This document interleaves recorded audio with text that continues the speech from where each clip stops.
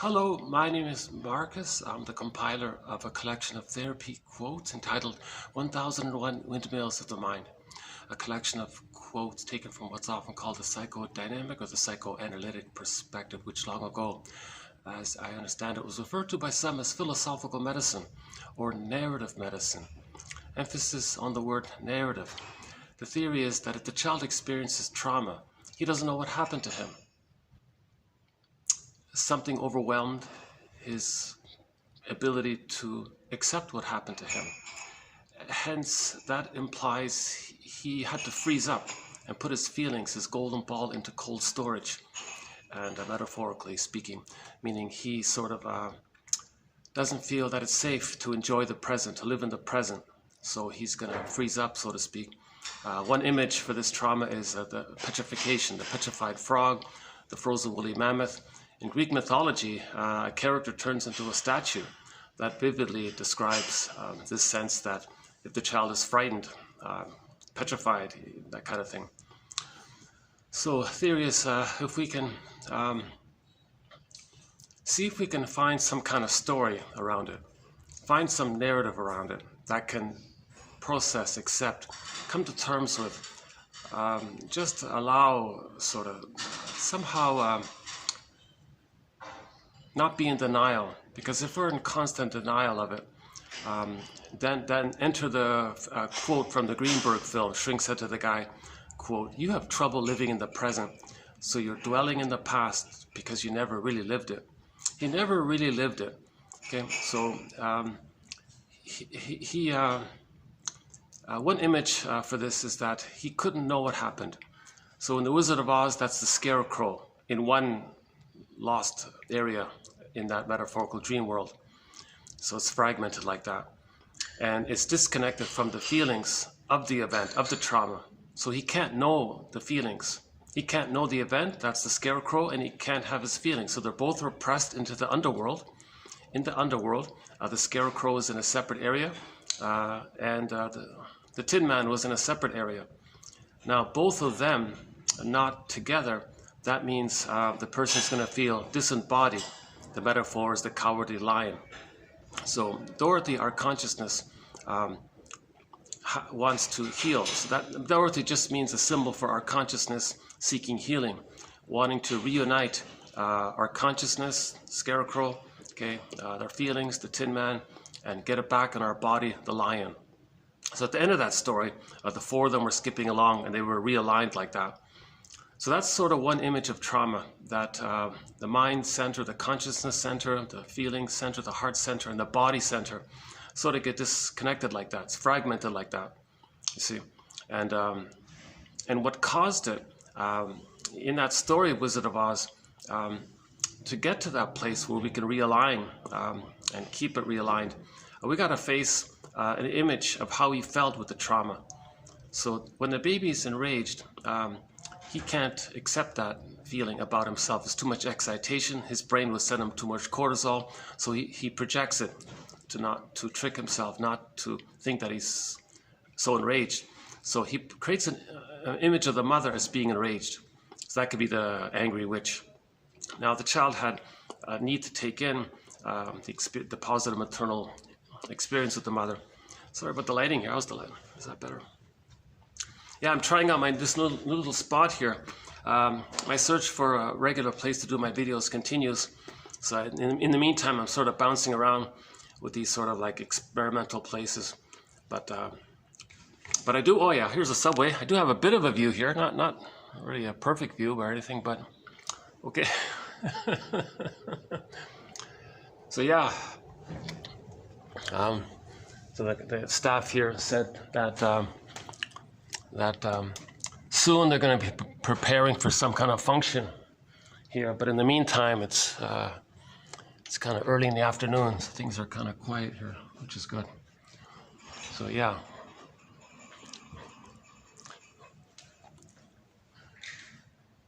So I don't know how often I'll be able to come here. First time here in this hotel, nice spiffy hotel.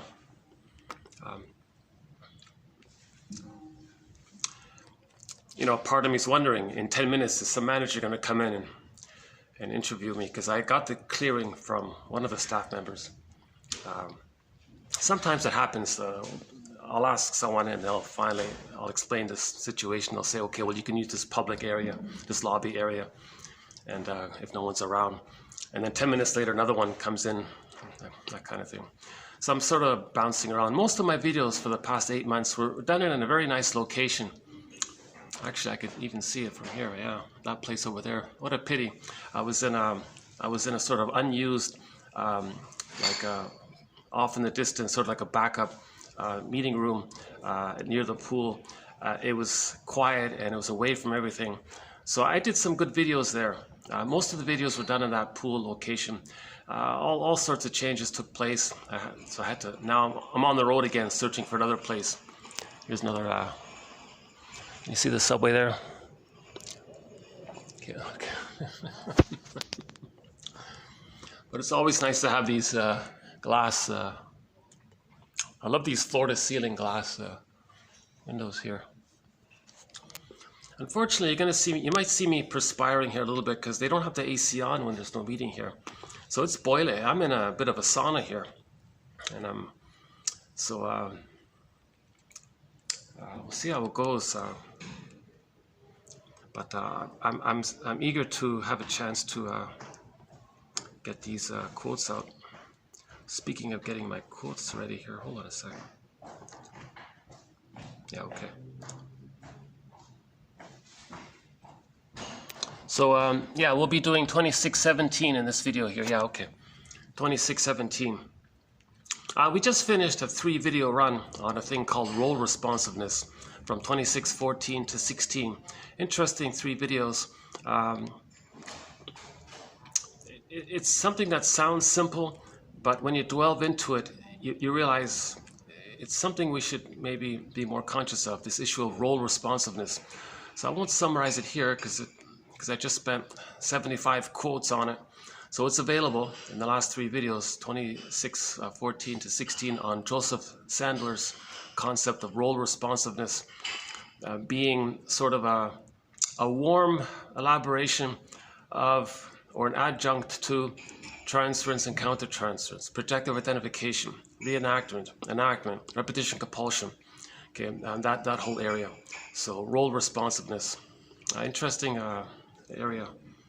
So in this video, yeah, we'll be doing some entries from a dictionary. I came across a dictionary of terms from existentialism. So I just plucked out the ones that might be at least partially relevant to psychoanalysis. And most of that material I'm not interested in. A lot of this philosophy, it's a defense mechanism. It's called intellectualization. They're using lots of intellectual abstract ideas for the purpose of not linking, for the purpose to avoid feelings. A lot of these philosophies are trying to avoid feelings. So they're defense mechanisms. And so that's sort of a... So in other words, a lot of philosophies are a defense mechanism. Should I show you the subways there? That's, yeah, this is my second time being near a subway line here. Yeah.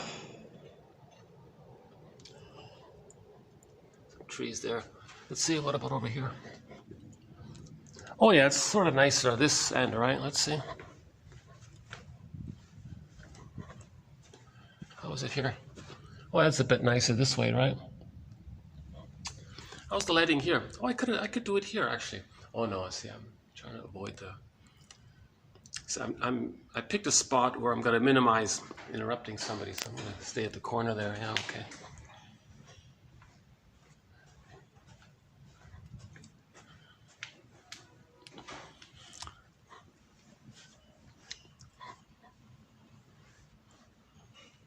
Oh yeah, the last video was, we'll find a place. I'll find a nice quiet room, and I can bring the good speaker and play the music nice and loud.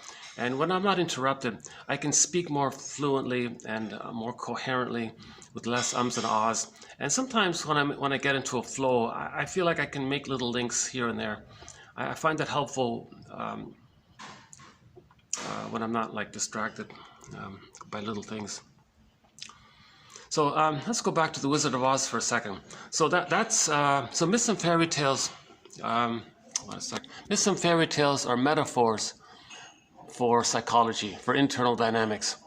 Right? Myths and fairy tales are true on the inside, not on the outside. Every character in a myth or fairy tale represents aspects of one mind. Usually it's a traumatized mind. So myths and fairy tales, the storytellers, they were the psychologists back then, just using stories to talk about how the mind operates. If the baby's traumatized, if he's afraid to live in the present, that's called repression. Earth opens up, Miss Kor, from the myth Demeter, Persephone, and the maiden Miss Kor. She gets yanked down into the underworld. So in the beginning, the child has his feelings. I feel, therefore I am.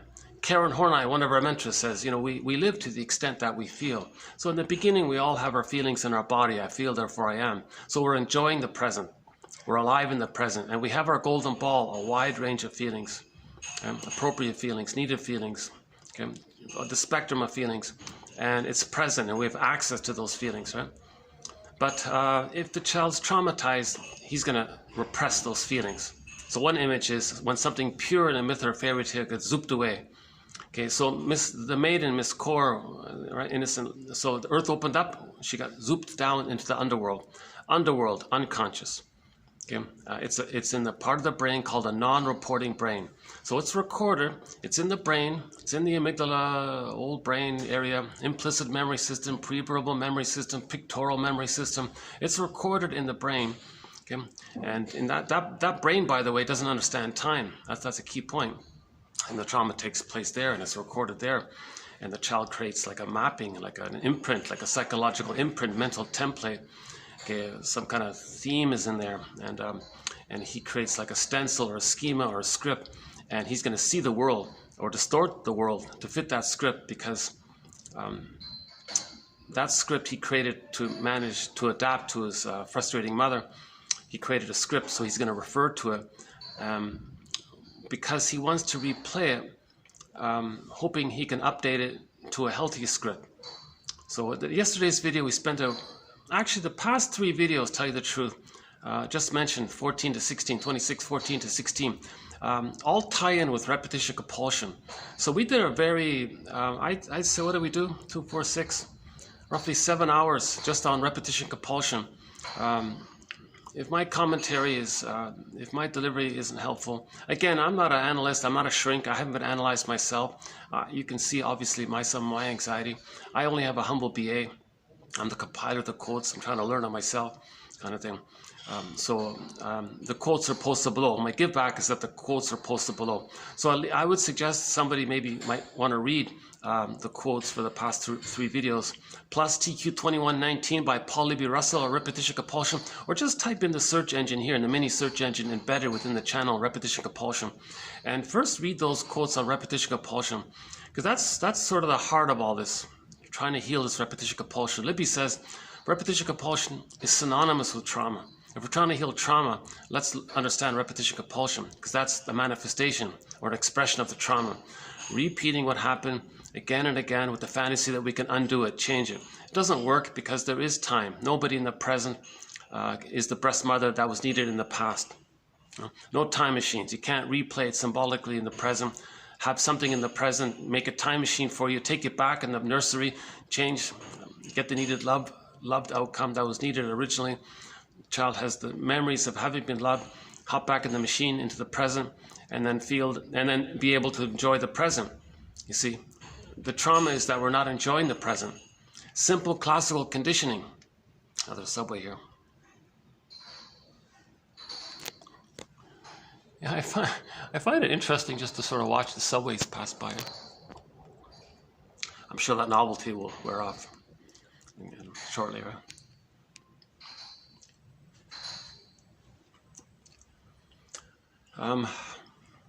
Okay, so repetition compulsion. Okay, so we repeat the interaction that led to the trauma because of timelessness. It's as if the baby's saying, no, I don't want this experience, replay it again. I don't want this experience, replay it again.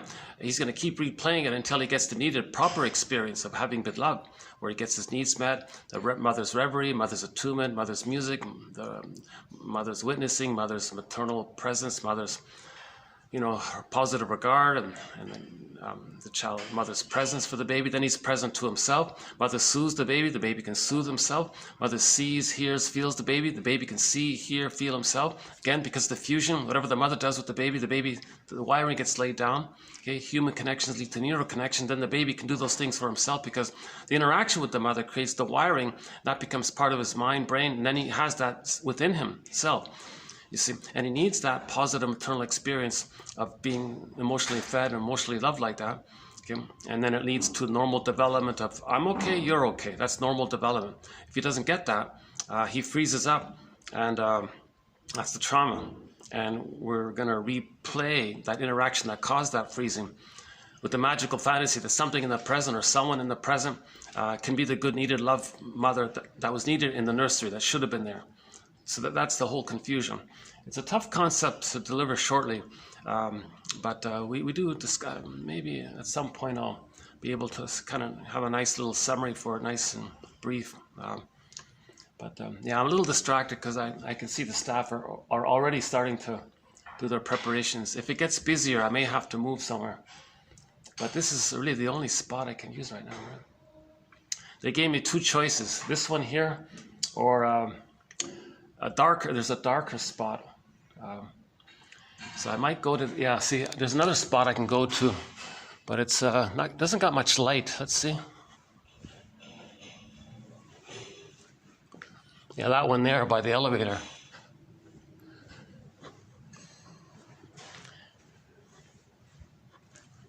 Let's see, let's try this for a bit. How's this work? How's this here? Yeah, see, it's too dark here. That's why I went there, yeah. Yeah, okay, let's just go back there. Let's just go back then. Plus, I needed an excuse to wipe some of the perspiration off me. Jesus, I'm sweating already. Yikes.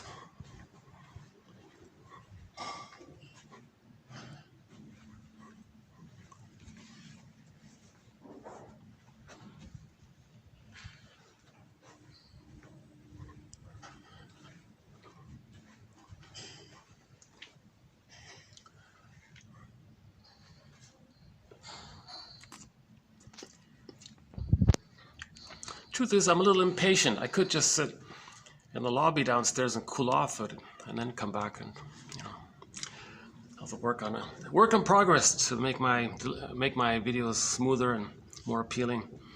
That's why the quotes are supposed to blow each time. Uh-oh. Well, hold on. Oh, computer, hang on. What happened here? Let's get these quotes back up. Hold on a sec. What happened here? Uh-oh. Oh, I must have no battery or something. Oh, jeepers. Yikes.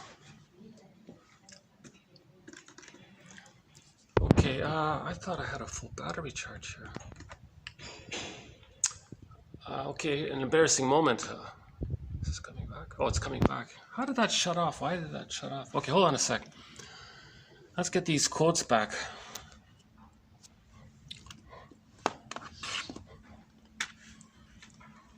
So repetition compulsion, we repeat the interaction with the mother, with others. And, okay, others become like actors or co-actors, doing a staging thing to represent the past. Then we transfer the emotionality from the past into that present casting thing.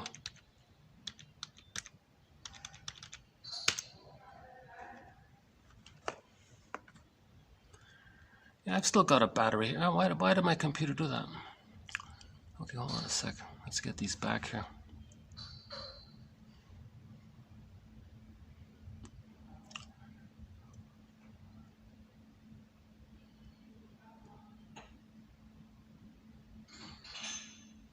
Okay, so here's today's quotes here. Yeah, I'm using a 20-year-old laptop. Can you believe it? It's still holding up. Just barely, right?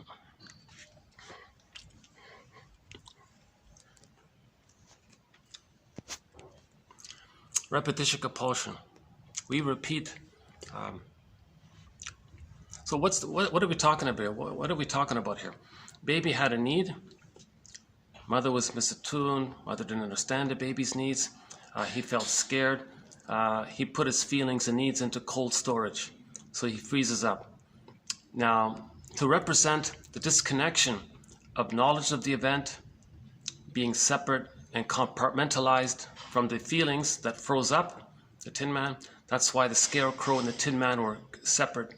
And they're also simultaneously separate from the body. That's the lion area. Okay. So all children need what's called a positive maternal experience from their mother, a maternal holding environment, the attunement, the reverie, mother's positive regard, witnessing. Okay, the babies need an extended social womb, an interpersonal womb. Okay, the first 4 to 5 months is called the stage of symbiosis, merging, undifferentiation, oneness, mother-infant dual unity. Okay, the paradise that the baby felt in the uterus, it needs to continue for the first 4 to 5 months, okay, in the land version of it. So the mother has to have that kind of a presence and availability to pick up the baby's signals and meet the baby's needs automatically, just like they got automatically met in the uterus.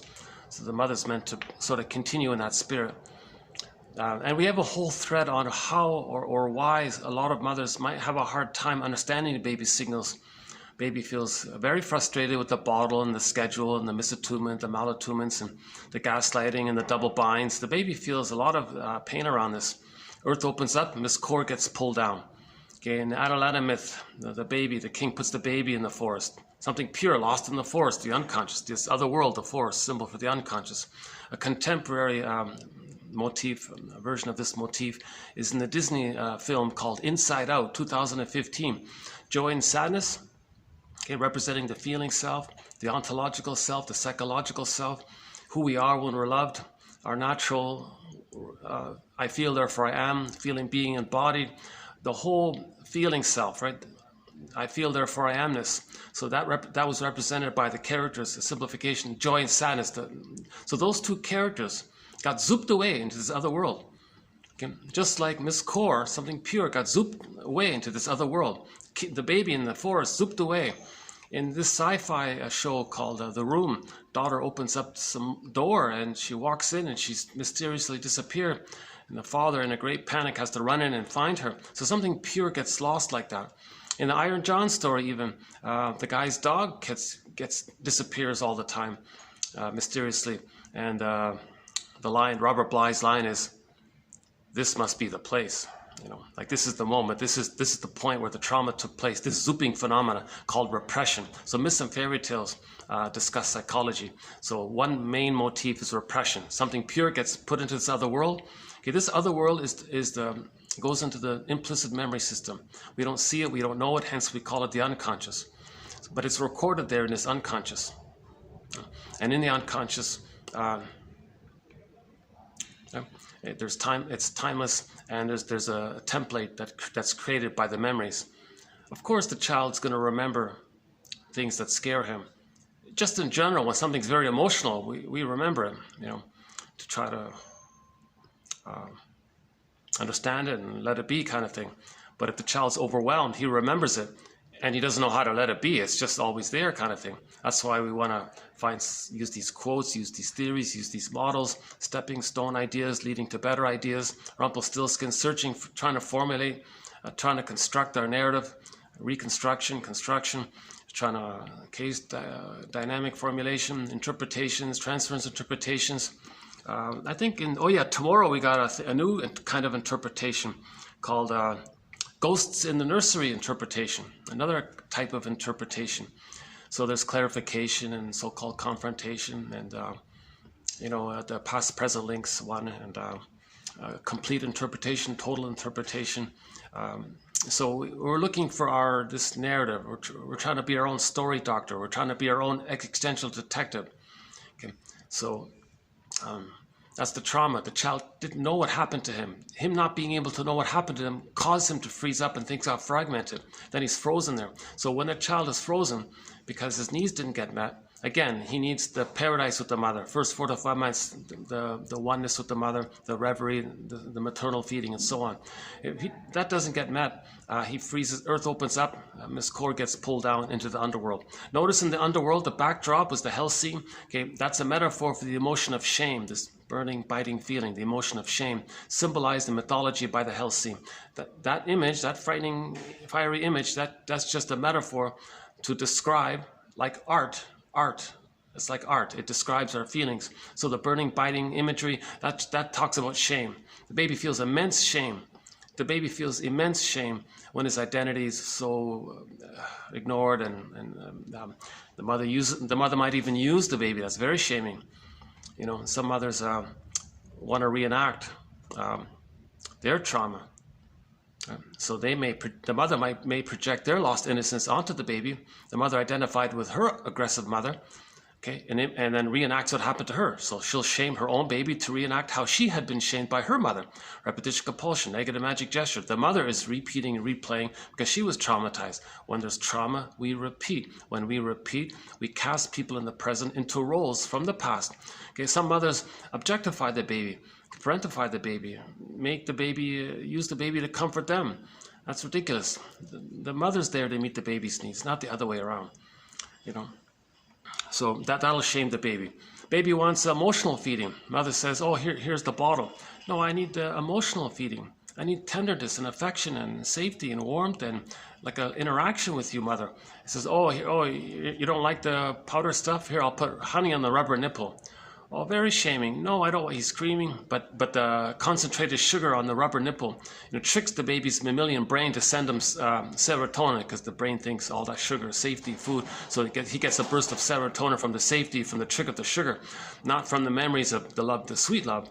So when the sweetness with the mother's missing, the mother tricked the baby. Here's some synthetic. Here's a trick. So he's not getting the wiring. It's human connections lead to neural connections. Baby's very shamed by this. He's very betrayed by this. The mother betrays him. The greatest hurt of all, mother failed the baby. If she does things like this, the bottle, the schedule, rubber, honey on the rubber nipple, or doesn't even want to, again, barring emergencies and special exceptions, the baby's expecting the natural breastfeeding because the nerve endings in the breast line up with the nerve endings in the child. And there's like a line there. That line, okay, sends the signals across from baby to mother. That helps the mother to understand the baby's signals. And she feels her motherly instinct. Oh my God, yeah, here you go, baby. So if that line is broken and the bottle will break that line, then the mother's confused. What do you want, baby? Maybe the baby is physically hungry. The mother says, "Oh, I don't care, you got to follow the schedule." Very callous kind of thing, right? So why is the mother so callous, and why is she, okay? So she may be doing to her child to recreate and to communicate what had happened to her. Because what had happened to her, she's going to replay it, so she'll do it onto her child. So this is one version of intergenerational trauma.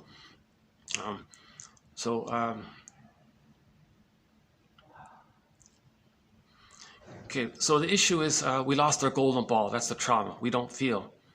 So it's basic classical conditioning. When the child has his golden ball and then he's in the present, he's enjoying the present, he's traumatized, he freezes up, then he goes through life going through the motions. He's afraid to enjoy the present because there's a simple mathematical equation in his mind.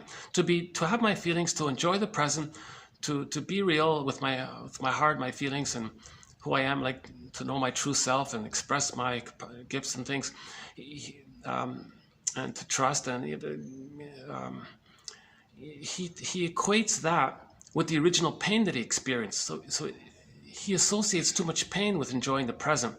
So he's frozen in the past. The Greenberg film, quote, the shrink said, "You have trouble living in the present, so you're dwelling in the past, dwelling in the past."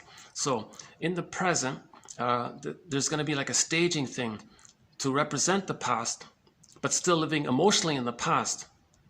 Cognitively, the person knows the present is the present, but they're relating to the present from the emotional unfinished business dwelling in the past. Brody calls it unfinished business.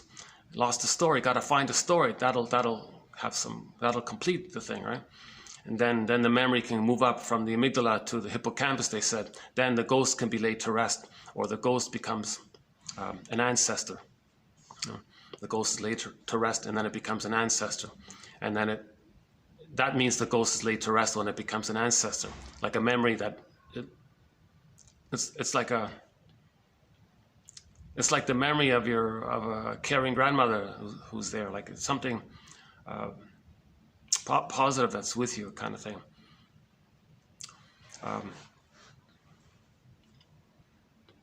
The Furies become the Eunemines. You know, the Eunemines served the person, right? But the Eunemines, but before that, they were the Furies. They scared the person. So we want the Furies to become the Eunemines.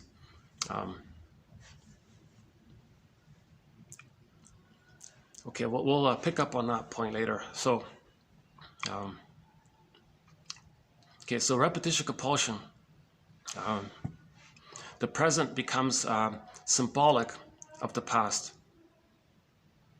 So they're going to replay that template, distort the present, misperceive the present, misunderstand the present, make up the present, whatever. Fit the present into that template.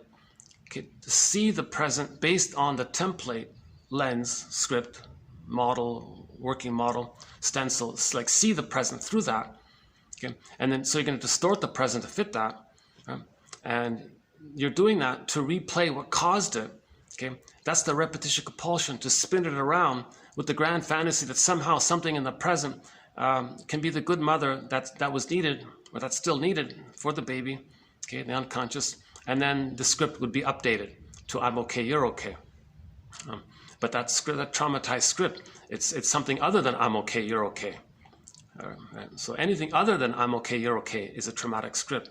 When it's I'm okay, you're okay, you're enjoying the present. That's normal, natural, healthy development.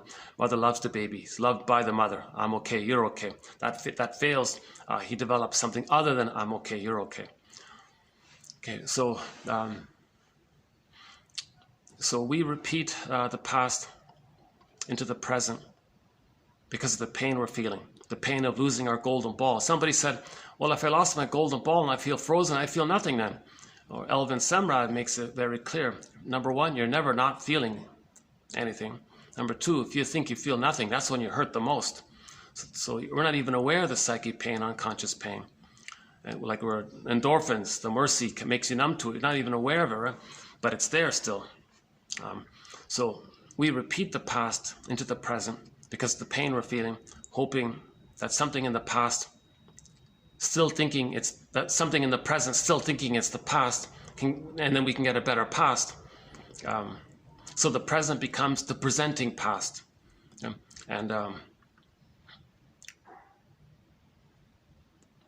so the reenactment usually takes two forms.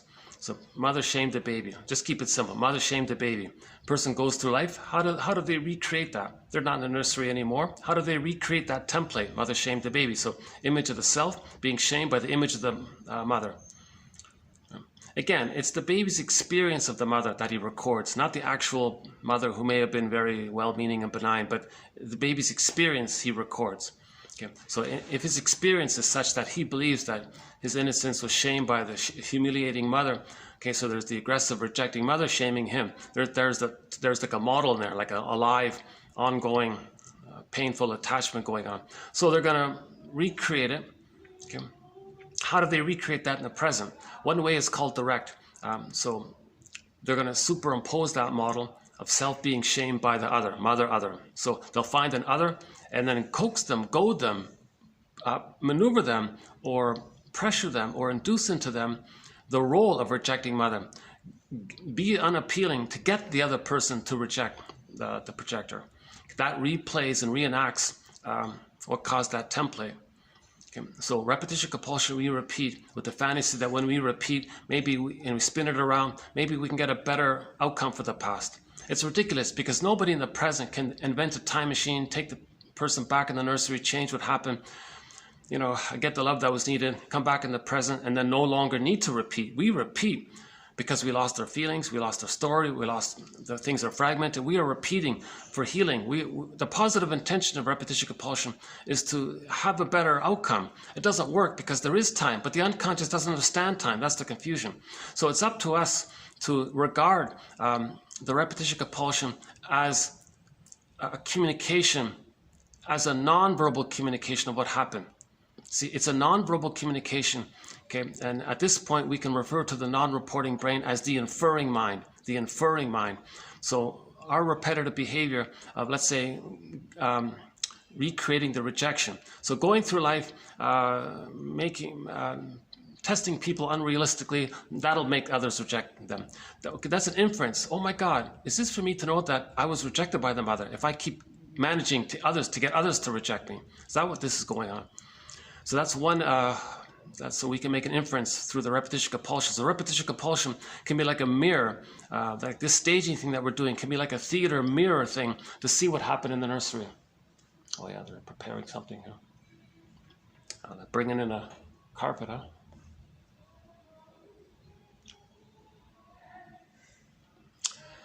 Let me, I need to wipe off a little perspiration. Sorry about that. Let me, I gotta cool off here a little bit. You know, I'm gonna, hold on a sec. Let's see if I can find someplace cool to go to for a bit. Give me 5 minutes here. Fast forward this 5 minutes. You know, I can go to the second floor to cool off a little bit. Hold on a sec. Jesus, yeah, I'm boiling here.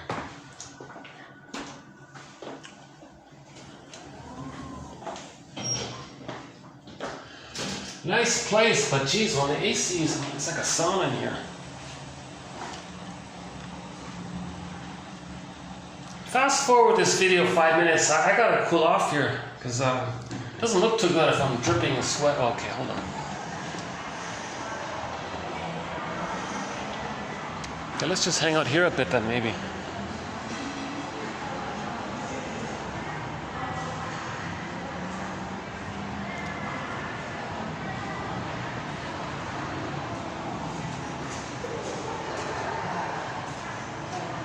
Oh, some nice wood, some nice like wood carving or simulated wood carvings. I don't know if you can see it there. That's a nice one. Yeah, oh, I love that one. Look at that. That's nice. Yeah, the purple one. Yeah. There's another one here. The green one there. That's nice. Yeah. Oh, this one's nice. Yeah, I like this one. Yeah, look at that. There's that one up there. Some nice deco here. There's a green one over there. Not much space around here, but I gotta cool off here a little bit.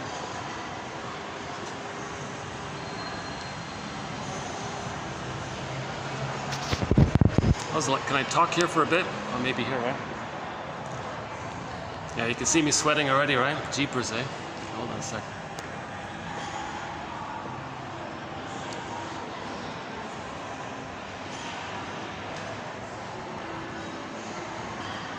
I wonder if I can go to the first. The first floor is very crowded. I might not. Let's see.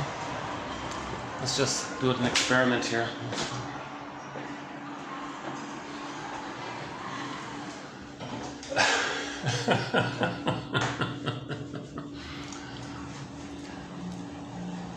You know, I imagine it would cost a lot to, you know, keep a place air conditioned if it's not going to be used here. Oh, this is the little basement area. Oh, no, I can't. Hold on a second. Let's go to the main.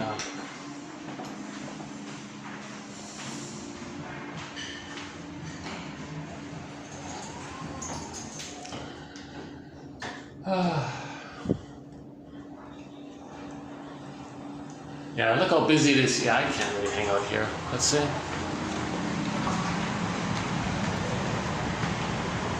What about here? Can I hang out here a bit?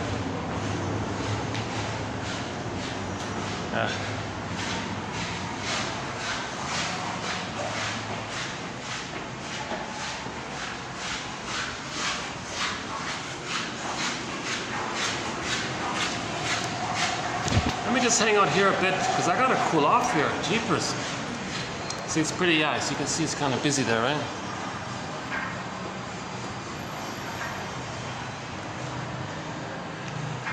Let's spend a good 10 minutes here. So repetition compulsion can take two forms. One is direct, as just mentioned above, where we coax others to reject us, to replay how the mother rejected us. So in the song, we have our main song for this is, if you won't leave me, I'll find somebody who will. So in that song by Warren, the singer was Warren, a guy named Warren Zevon or something. He was abandoned by his mother as a child. He went through life choosing women and coaxing them, inducing them to play the role called, hence the phenomenon is role responsiveness, the past 3 videos. He wants others to play the role of abandoning mother.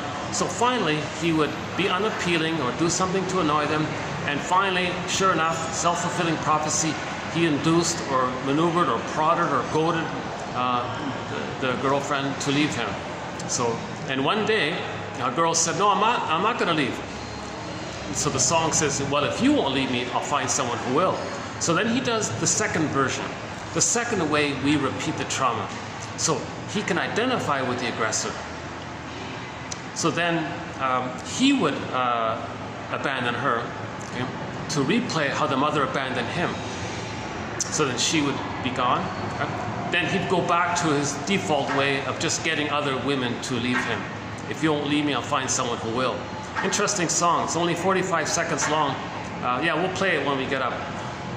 So that's the second way of repetition compulsion, where the child is so shamed, he sees his unloved self outwardly onto others and says others are not okay.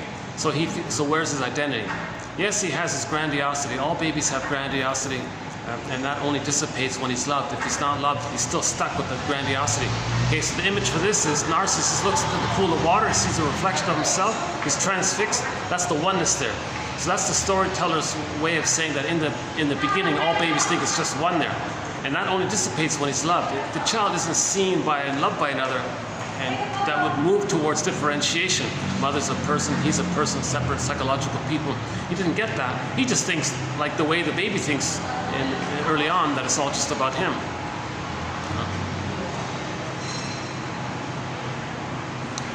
Gee, it's too bad they can't keep that door closed on. It's gonna go, where is it? Let's see. I'm really sort of limited. I gotta find a place to cool off here. Gee, jeepers, how about here? Does this work? Yeah, this is the same. All right, let's just stay here for a bit.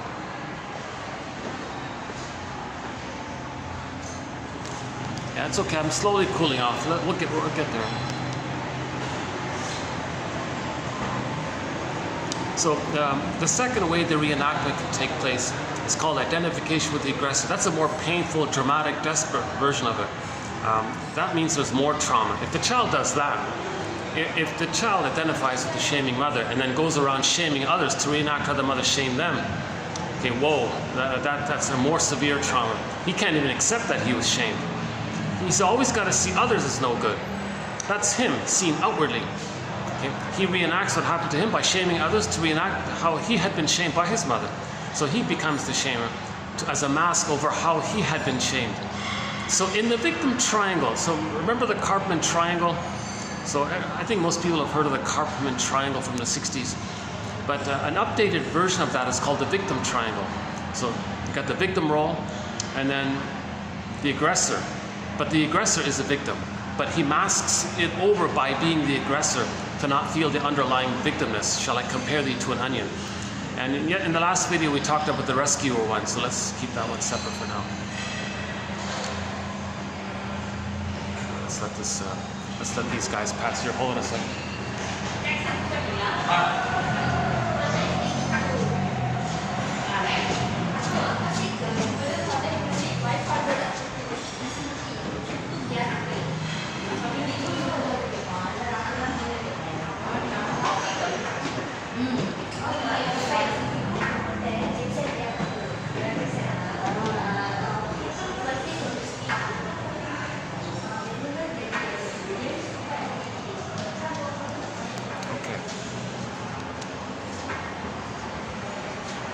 So identification with the aggressor, negative magic gesture.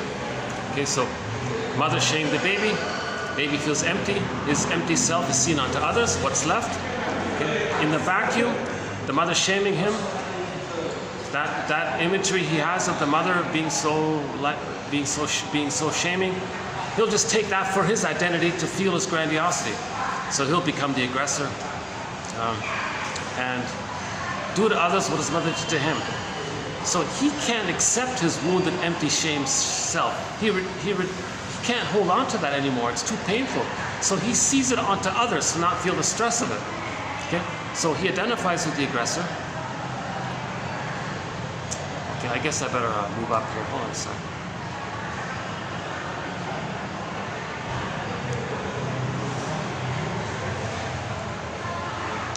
Yeah, it's still a lot lively atmosphere.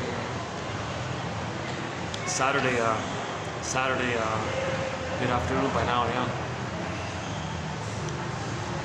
It's 36 officially outside, but with the heat index it's 46. Right?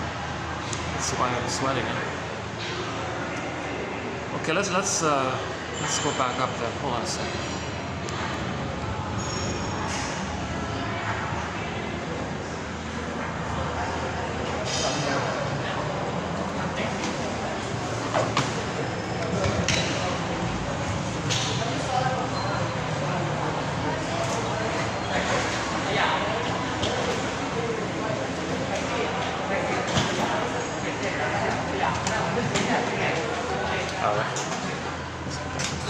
Six, right?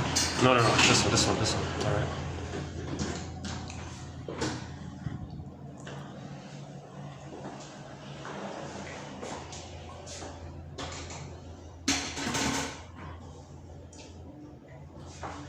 No, it's not moving, huh? Oh, there it is. All right.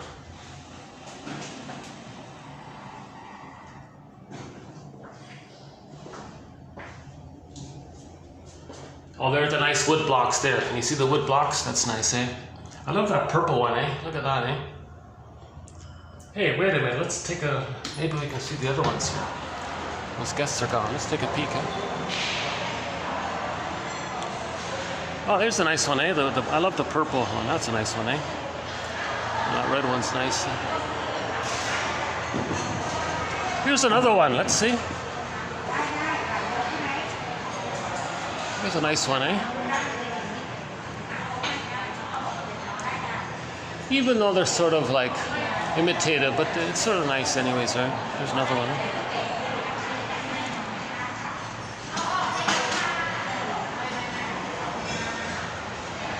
All right.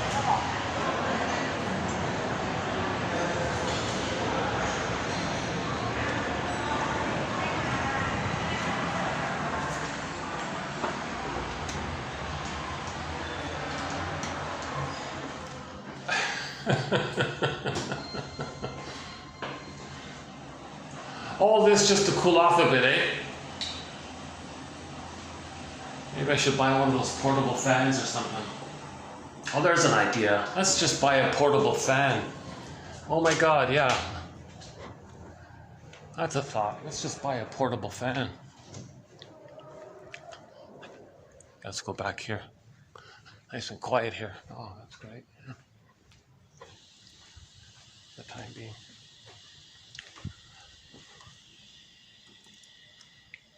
Let's get this back here. So we're posting this in the year 2023, summertime.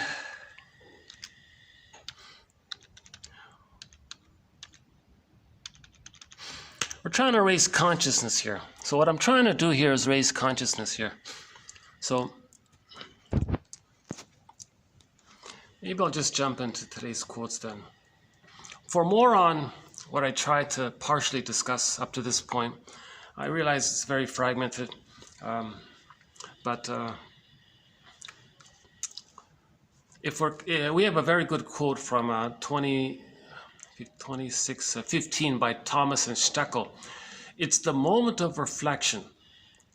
If we can catch ourselves trying to induce into others to play a role from the memory system that we created, okay, to reenact, at that moment of reflection, that's a therapeutic turning point. To catch ourselves in that moment. Robert Bly, this must be the place. This must be that moment, like that moment of reflection. Then you go, oh my God, what am I doing here? I'm still living in the past. I'm dwelling in the past. It's not necessary to do it. So we can just use our reasoning mind to say, I don't need to repeat the past like this. I can just pause and just accept where I am in the present and not try to spend my time. Because the more you repeat, it's the unlived life. it's not, quote unquote, wasting time. It's not necessary, you know, and the person's going to keep on repeating until they become conscious. But every time they repeat, they return to that painful familiarity with the shaming mother, because they become the mother. So the secondary gain of repetition compulsion is that it reminds you of the connection with the mother, even though it's a painful connection to the mother.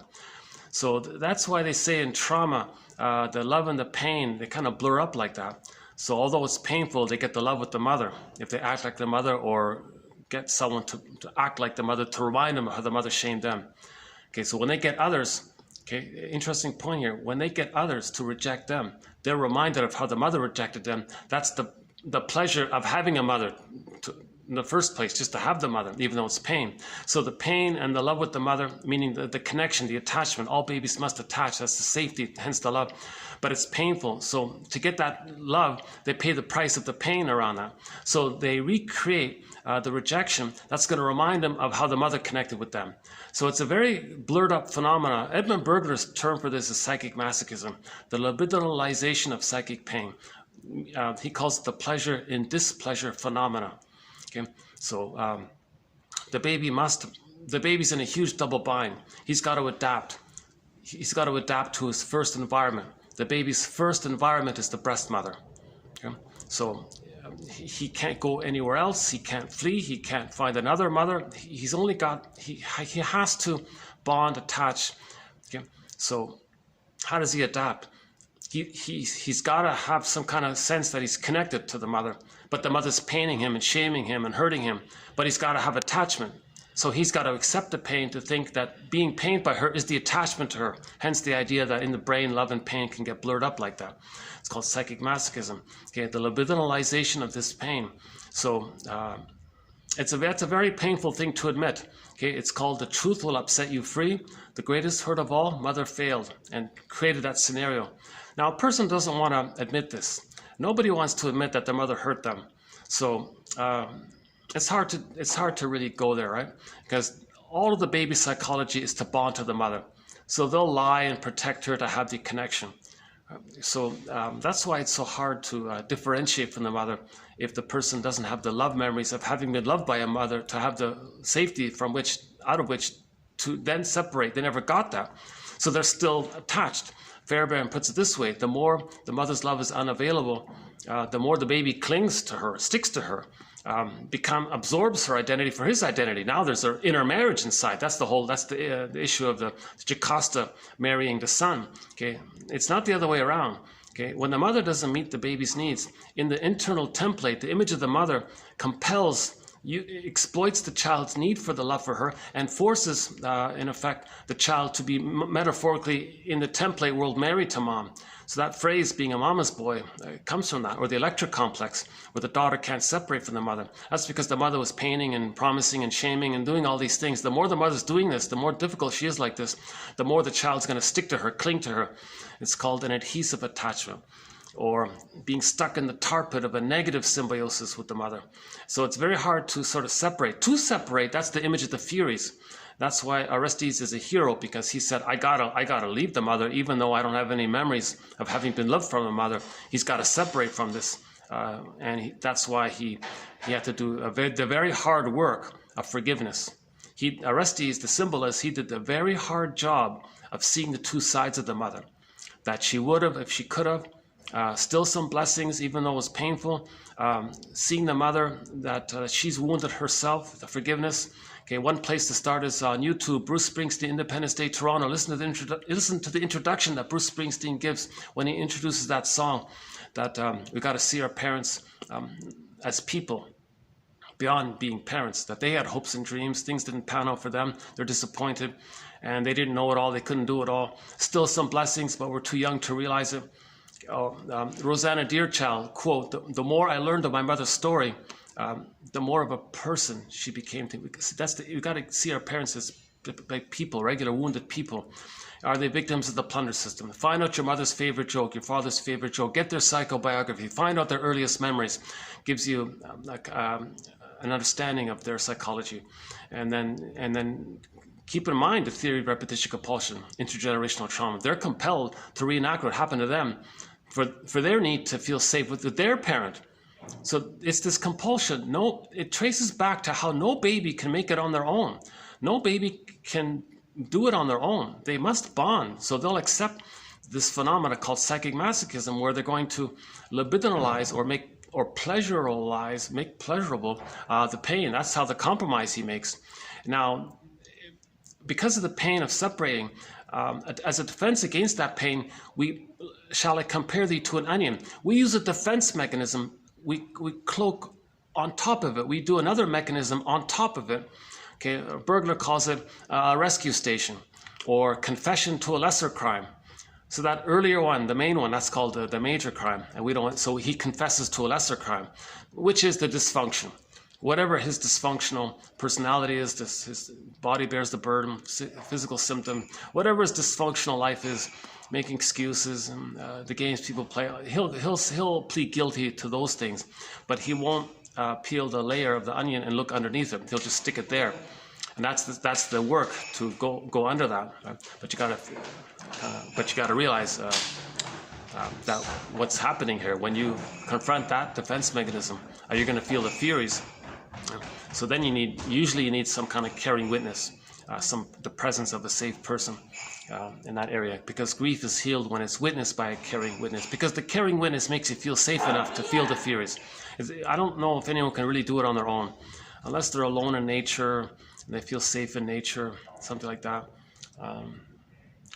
No ATMs and motorbikes and loggers and other kinds of characters running around. You got to kind of be in the woods, like a Walden's Pond kind of. You got to really have a real peaceful connection with nature and the birds, and maybe it can be done alone that way if you create the whole nature scene as a presence, as a caring presence, and you feel safe in nature like that. But it's very hard to find that. Oh my God, I myself searched for a cabin in the woods kind of thing. Oh my God, unbelievable. If you find an empty lot somewhere and then people around you are all paranoid because you're different, and then that's you're vulnerable, then they want to project their boogeyman image. Okay, so they need an other to reenact their trauma. So it's very hard to really get that kind of peaceful nature. So I think realistically, we need a friend, a caring witness who has some understanding about this. Someone who doesn't say to you there, "Oh, get over it," or "They're there now. Don't bother. What you're saying bothers me. I gotta go now. I gotta do the dishes." And they as a defense mechanism for their uncomfortable feelings, they'll not want you to. They'll encourage you to use the defense mechanism to not heal, because they haven't really maybe faced that area yet. So ideally the friend is a little bit conscious about it, and he's a caring witness. Then you feel safe with the caring witness. That safety allows a person to allow the feelings to come up, to be metabolized, to be processed, to be symbolized, to enter into the hippocampus. Okay, again, the ghost lays to rest, becomes an ancestor. Furies become eunemonies. They serve us. We calm down. We don't change the past, but by the caring witnessing, we change the effects the past have on us. Hans Lowald talks a fair bit about this. We have some good quotes from this guy, Lowald. I'm sweating already, eh? My God, see, I'm in a sauna. You might not really realize it, but I'm sitting in a room that's, I don't know, I'm wondering, hey, wait a minute, what about if I can peek in? Let's see if these rooms are air conditioned. Maybe she'll let me just, see, I don't want to cause any kind of concern here let's see, let me just check to see if this is air conditioned or not.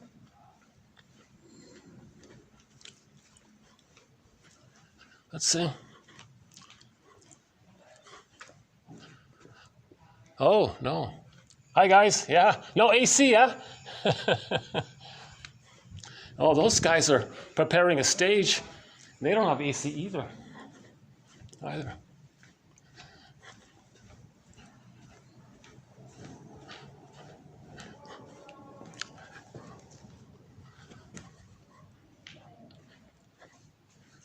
Geez, sorry. I gotta do another AC run here. I gotta do a visa run here, AC run. I gotta do an AC run here. Let's go back to the ground floor again.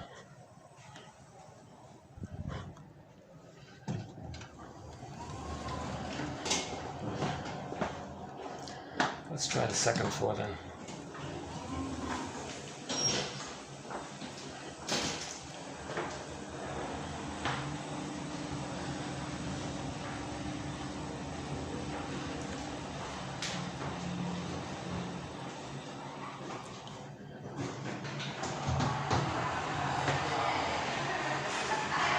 Woodcut. No, they're all okay. That's all. They're all busy. Okay, let's go back to the ground.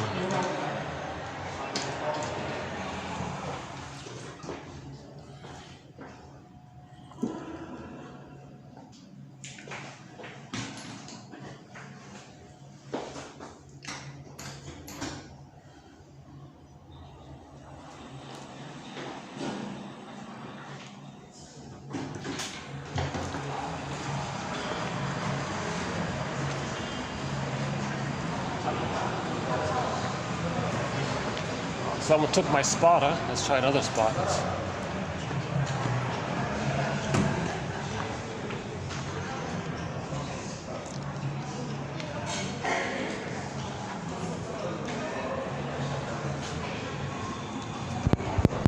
Let me sit here a bit. Does that work? I'll try my best not to get anybody in the camera here. I'm sort of in the main lobby here. Let's see if I can sit here for 5 minutes.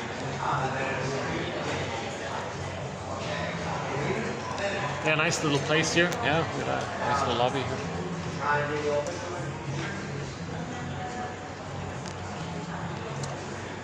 If I go over there, I gotta spend a mini fortune for a cup of tea or something. Let's just cool off here.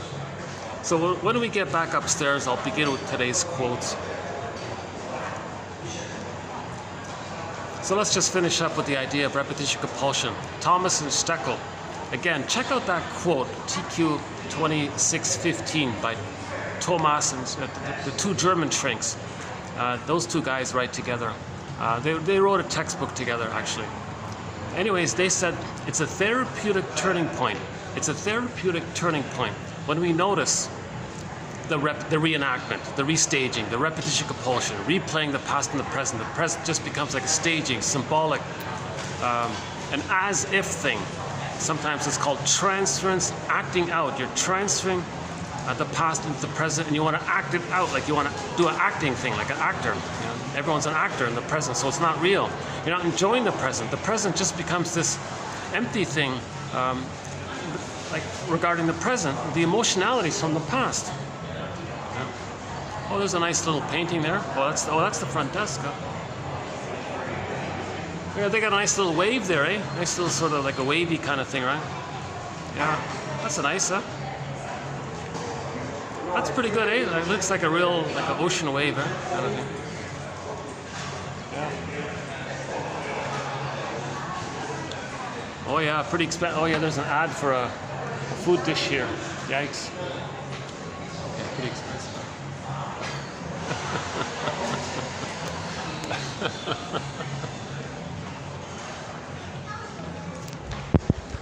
It's sort of a treat for me. I'll come to a nice place and I'll spend the fee for the expensive coffee just to be in a nice place for a bit.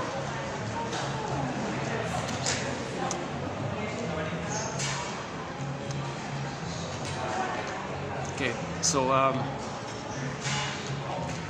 one clue to help us with the reenactment is recognizing the various personality patterns that spring forth based on where the freezing takes place between birth and 3. If the freezing takes place very early on, before 18 months, there are a variety of personality patterns: the bully pattern, the Iago pattern, the lower functioning BPD pattern, the narcissistic pattern. Okay, we're just calling them the stingers because they identify with the aggressor. Okay, see their own wounded soul onto others. So why does a person see their own soul, wounded soul, onto others and then shame others? What's going on there? It's as if the person's mind says to the brain, the mammalian part of the brain, hey, mammalian part of the brain, I know you want to send me a lot of stress to flee the mother.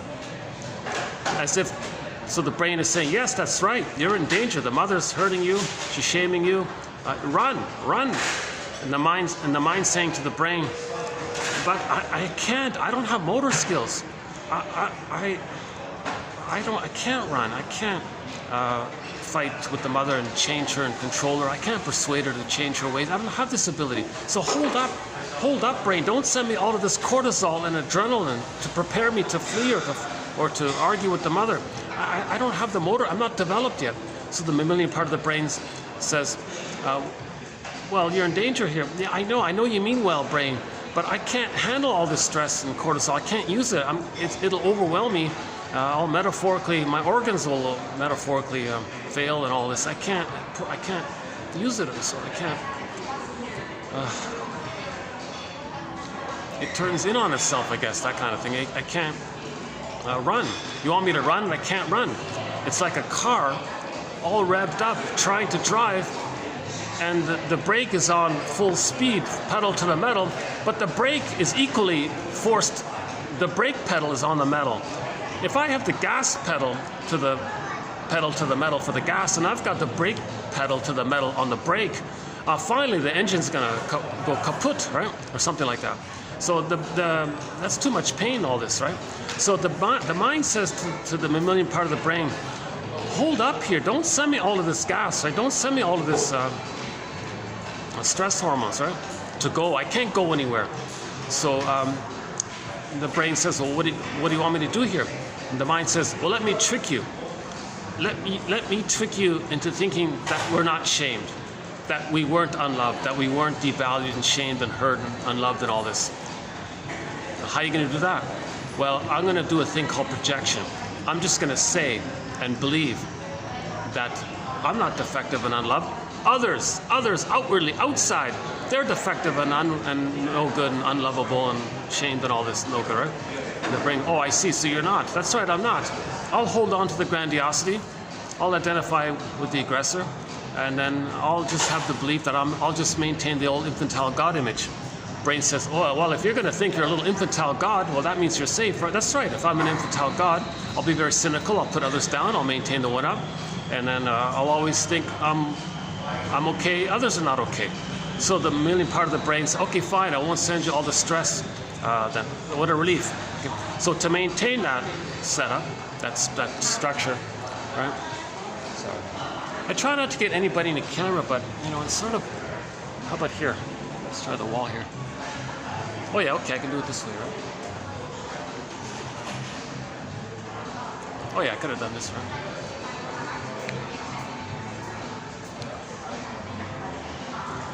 Okay, I'll just sit here for a couple of minutes.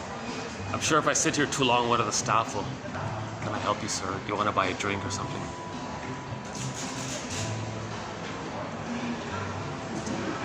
Okay, I think I've cooled off a little bit here.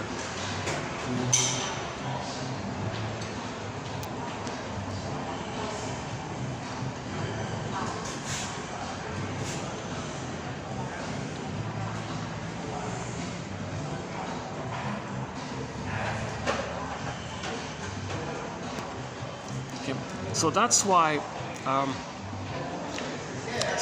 a person might be a stinger, a narcissist, a bully. Okay, a person with the bully pattern, a person with the ego pattern, okay, saying that others are no good. Because they can't accept that they feel flawed and unloved and no good. They can't accept it, it's too much stress. So to not get all that stress, they gotta say it out, it's a trick. This trick is called projection. Something about yourself you can't accept because it would bring up too much anxiety and stress hormones. Okay, so it's a trick to fool your mammalian part of the brain to not send the person all those stress hormones. So it's called projection. Something about yourself, you say it belongs to someone else. You attribute what belongs to you that you can't accept onto others. That's the trick. It's called projection. Okay? So the person feels very empty inside. They say others are no good. Okay? So they're just talking about their own emptiness by saying others are no good. Them saying others are no good is code for they feel empty by having been unloved by the mother. So anybody who's any of the stinger personality patterns that says I'm okay, you're not okay, that's code for shall I compare thee to an onion? That's code for that they can't feel the pain of the emptiness of having been so shamed and hollowed out by the shaming, rejecting mother. Again, we're not blaming the mother. It's the baby's experience of the mother that we're talking about. Okay. Now, let me. Yeah. Okay. Let's take it up here. I'll go back upstairs and begin with the quotes.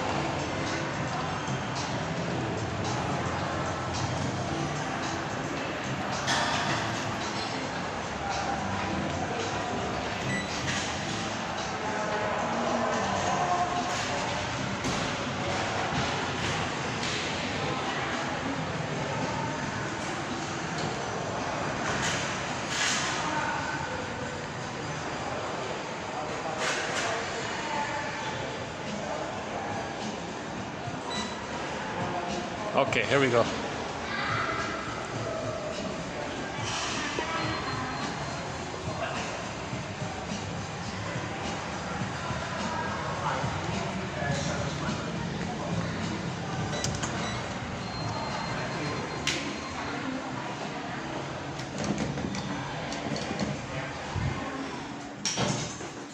All right.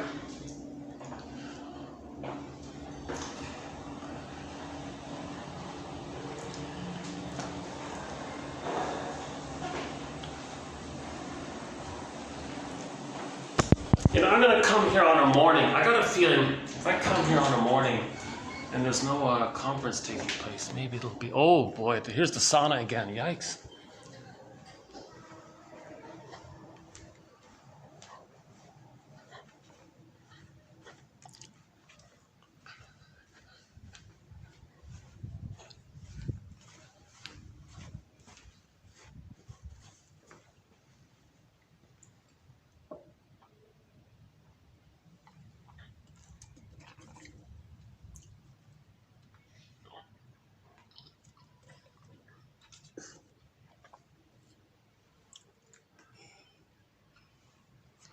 Let's get the quotes back up here. Hold on a sec. This thing keeps shutting out on me.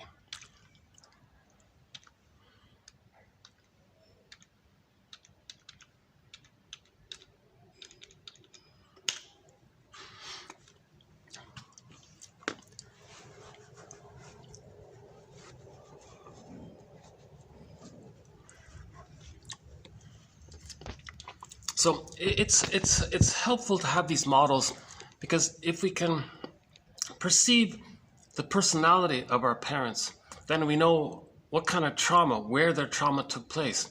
Then we can admit that they're traumatized. So that moves towards forgiveness and understanding. There's a lot of aha moments. Okay, and one suggestion that's already been made on behalf of 1001 Windmills of the Mind is that on Mother's Day and on Father's Day, that those are their days to write letters to their adult children over 35, telling the truth about the first 3 years. There'll be a lot of ahas. Maybe it's painful, but the truth upsets us free. And Robert Blythe makes a big point about you got to interview your parents. You know, and when they're gone, they're gone. So do it before they're gone. You know, so that's their effort to make reparation. Now, if they can't even make reparation. They don't want to even admit that they did something wrong. They don't want to admit. They don't want to even help their own children to heal. Whoa, that means they're very traumatized. They're very traumatized.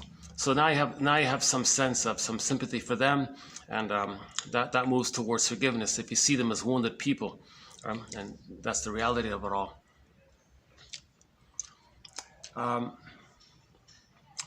Okay, let's just jump into today's quotes here, 17 and 18, 26, 17 and 18.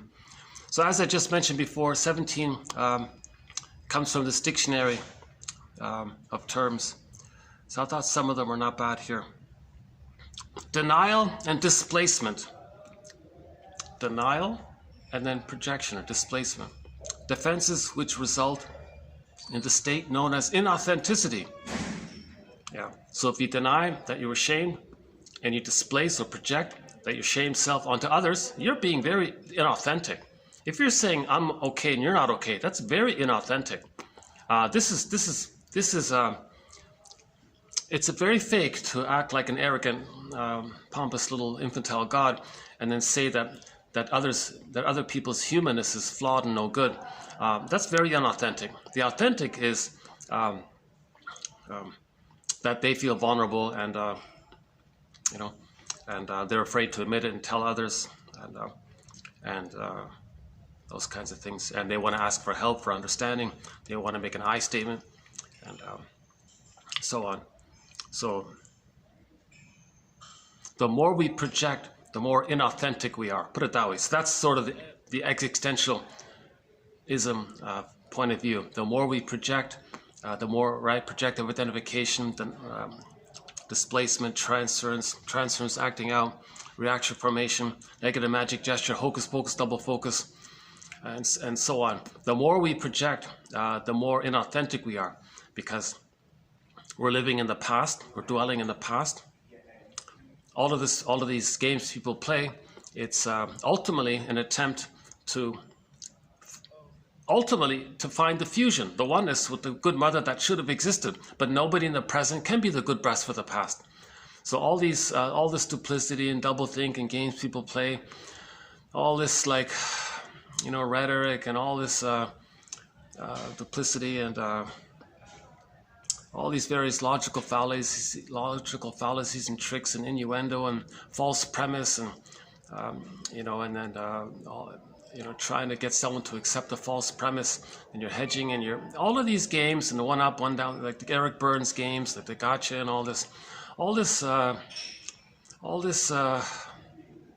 painful activity is the hope that the person doing it can gaslight the reality of the other person, coax the other person to feel what they're feeling, hence create the oneness and the fusion. Because if others feel what the projector's feeling, that's supposed to go back to the nursery where the mother should feel what the baby was feeling, and do what the mother should have done. The mother picks up the feelings of the baby. The mother feels what the baby's feeling. She provides the soothing.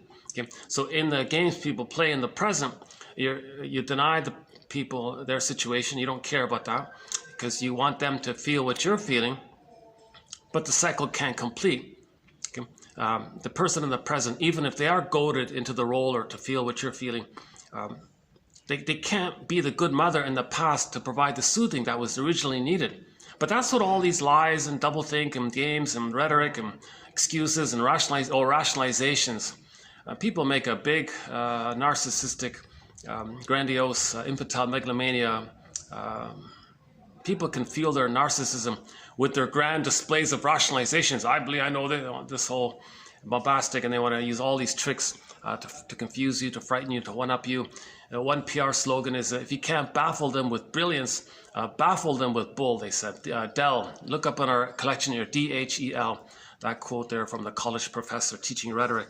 So all of this rhetoric and propaganda and lies and all this, it's a symptom, it's a clue, it's a mirror to know that the person wasn't soothed by the mother in the nursery. That's all it is. And in the present, they're not enjoying the present because they're dwelling in the past. They're dwelling in the past. They want somebody in the present to be the good mother that was needed in the past. Hence, they're dwelling in the past. Brody calls it unfinished business, hoping that somebody in the present can magically be the good breast mother that was needed in the past. It's ridiculous, this whole thing. Right? So all of these activities, we may say it's inauthentic. We're not accepting that we feel hurt. We're not saying that we feel vulnerable. We're not admitting this, that kind of thing. Okay, related to this is deliberately confusing other people so as to retain the one-up over them. Yeah, so that's part of the game, right? The baby felt confused by the mother. They identify with the confusing mother, confuse others to reenact how the mother confused them. The mother was dominant over the baby. The baby identifies with the dominant mother. Okay, they act like her. So to replay how the mother confused them, they want to confuse others. Then they feel dominant over them because others feel helpless, confused, hopeless, powerless, confused. Okay, that's how they felt as a baby. So someone who likes to go around giving you confusing things, hedging things, and you're confused. You mean that? You mean that? No, you meant. Oh, you thought I meant? No, I meant that. Like if someone's deliberately doing these vague, glittering generalities or these kind of statements that they conflict within each other, hedging these kinds of things, they're wanting to one up the other because the other would be confused by this. That reenacts how they felt confused by the confusing mother, and the mother gave the baby mixed signals, a mixed message. The baby didn't understand. Baby thought, you're supposed to be my mother and love me. What are you? Who are you? You're hurting me. You're a stranger. You're supposed to be like, I don't get all this, right? So that's maybe part of it, right? Deliberately confuses the other so as to retain dominance over them. Yeah. So the mother maintained dominance over the baby because she didn't want the baby to become psychologically autonomous. So the mother did this so that she would always feel that there's somebody who needs her, who will run to her, who will listen to her, cling to her, can't live without them.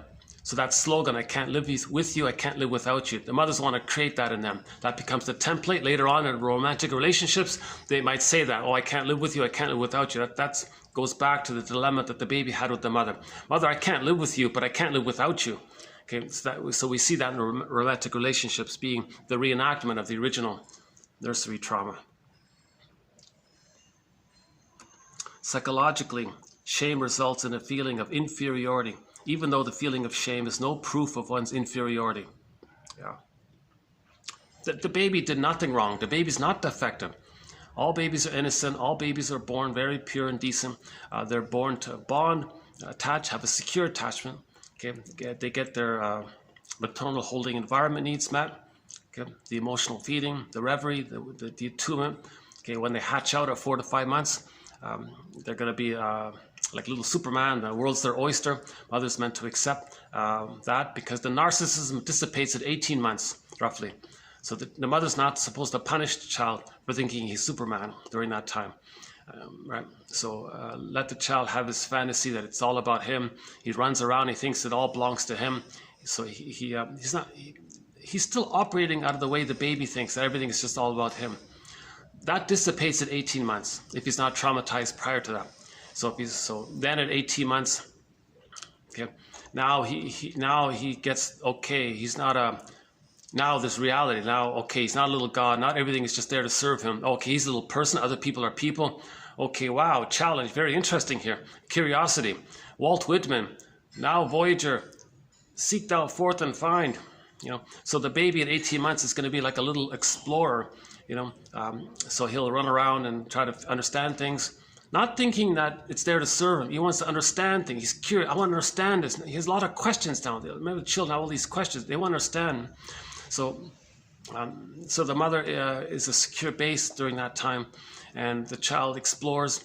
He's going to freak out at some point. He'll run back to his mother, and the mother provides emotional refueling in the sense that the mother says, I'm here, you're safe, everything's okay. Child explores further, runs back, and this continues for 18 months. Now, during that time, the child wants to see that the mother is going to be okay with them becoming psychologically themselves, more or less not really needing the mother too much, you know, and the mother's got to be okay with that. Then between 30 and 36 months, the child achieved his more or less quote-unquote psychological birth, where he has a bundle of memories of everything that he needed up until 3 months. The merging, the oneness, the paradise for 4 to 5 months, the mirroring from 4 to 5 months to 18 months, okay, and then the secure base from 18 months to 36 months, and plus the rapprochement and the emotional refueling and the communicative matching and the creative improv. Okay. Then at the age of 30 to 36 months, all of those memories bundle up into a theme called the holding interject, or the internalized good object, or object constancy, and it's part of his wiring. And it means that he was loved by someone, then he feels loved, he feels okay. And the mother loved him, so she's okay. So it leads to I'm okay, you're okay. That's the psychological birth. That safety allows him to maintain his feelings. So joy runs the console. Joy is at the console. If there's trauma, joy and sadness are zooped away. That's the problem. Joy is meant to run the console. The natural temperament is that joy is the baseline embodied emotion called joy, the serene, inexhaustible fullness of being, or embodiment. Okay. We don't mean joy like this great excitement, all this very jumping around, very excited. We don't necessarily mean that. One form that joy takes is they enjoy the present. Joy is in the word enjoy, like meaning the serene, inexhaustible fullness of being. They're in the present. They have their golden ball. They have the ability to feel what the situation calls for. Okay, if they're meant to be happy, then joy is there. If they're meant to be now sadness is there because if there's a loss, they can accept losses. Now joy can also be your interest and your curiosity, access to the real self, part of the self. Okay, now you don't feel guilty to be yourself because you're not betraying the mother. And there's no, in relationships, there are no exaggerated fears of engulfment or abandonment because the mother wasn't like that. So those relationships become like fine wine because they can have intimacy and they can, they're not competing with the partner to see whose childhood they're going to recreate. In transference love and puppy love and infatuation, romantic love, passionate love, all these transference love areas, there's often a thing called you be the good mother that I needed in the nursery. No, you be the good mother that I needed in the nursery. So they're going to compete to see whose childhood they're going to replay. So that's why these marriages become like cat and dog. And they, without consciousness, they often rust out or become like sour milk. Not like fine wine, like in the last video, they had wine on the wall there. Oh boy, I'm sweating already, eh? Geez, this is a very unusual video today. I need to do another AC run. Sorry about this. Let me do another AC run here. Instead of a visa run, let me do an AC run.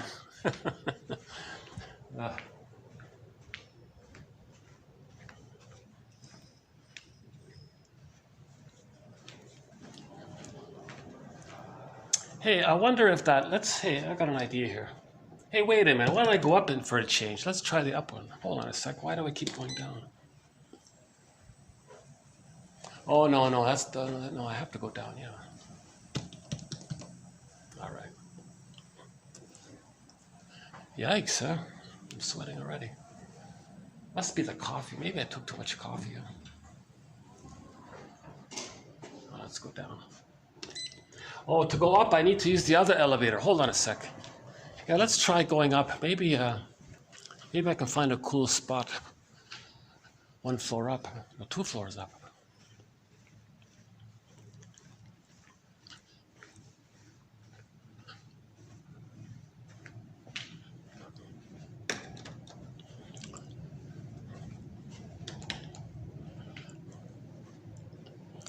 Okay, that's good. The manager told the security that everything's okay, because otherwise I'd probably need them by now, right? Well, thank you, manager, for letting me use this area here.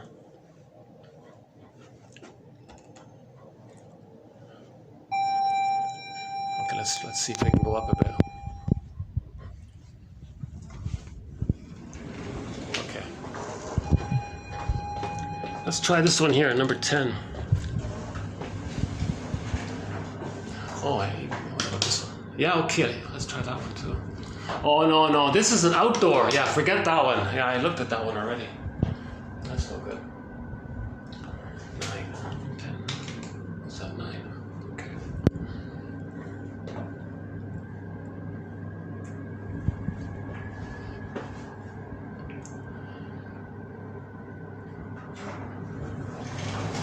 Let's see. Oh, this is the pool area. Oh, no, that's not going to work.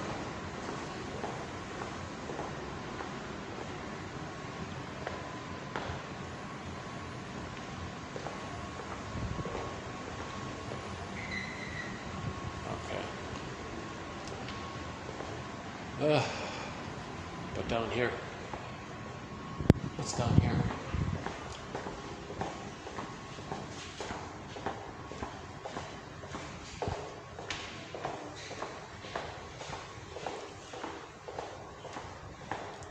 Nothing's here, right? Oh, just the exit. All right, I get that.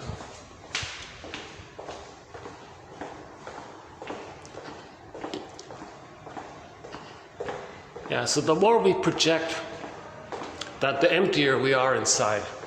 You see, we don't have an emotional investment in our true self. We reject the true self, so we feel empty, hence all of the projecting. Others are this and others are that. So we're always sort of projecting that way. Maybe I can...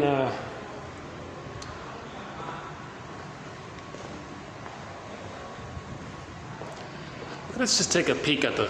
Let's try the top floor again. Oh boy, the caffeine's kicking in. It's making me a little edgy. It's like the caffeine's making me a little fidgety here. Let's try this.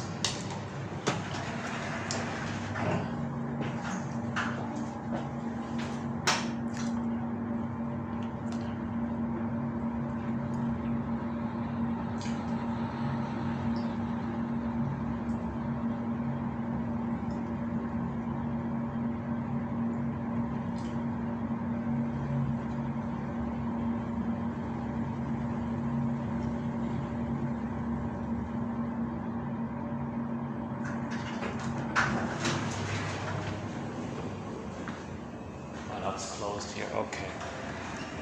See, this is only open at night. Yeah, okay, 5 p.m. Yeah. It's not very cool here either, eh? Jesus. Gotta go back down then.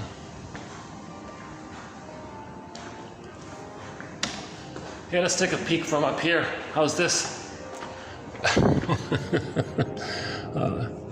Just got this little sliver of a window here.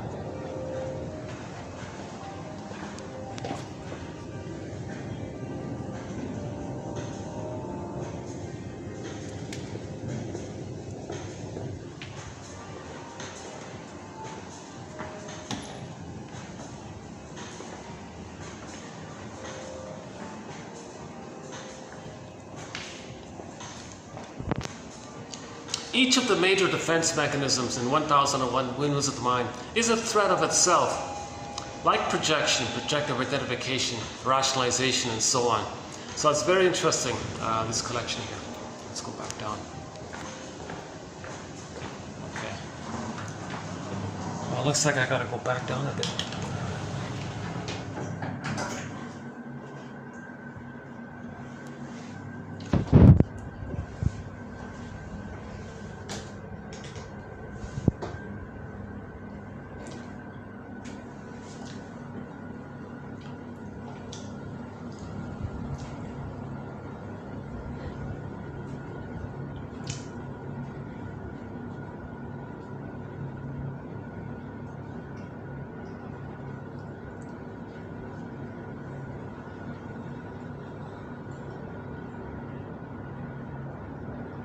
You know, all these hotels, they're packed with conferences and meetings. Things are busy, yeah. It's rare to find that in one hotel out of 10, there won't be a meeting, you know. But 9 times out of 10, there's a meeting in these hotels.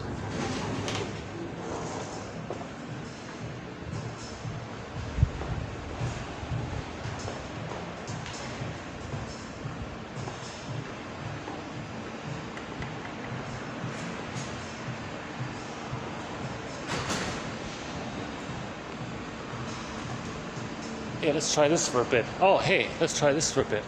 All right.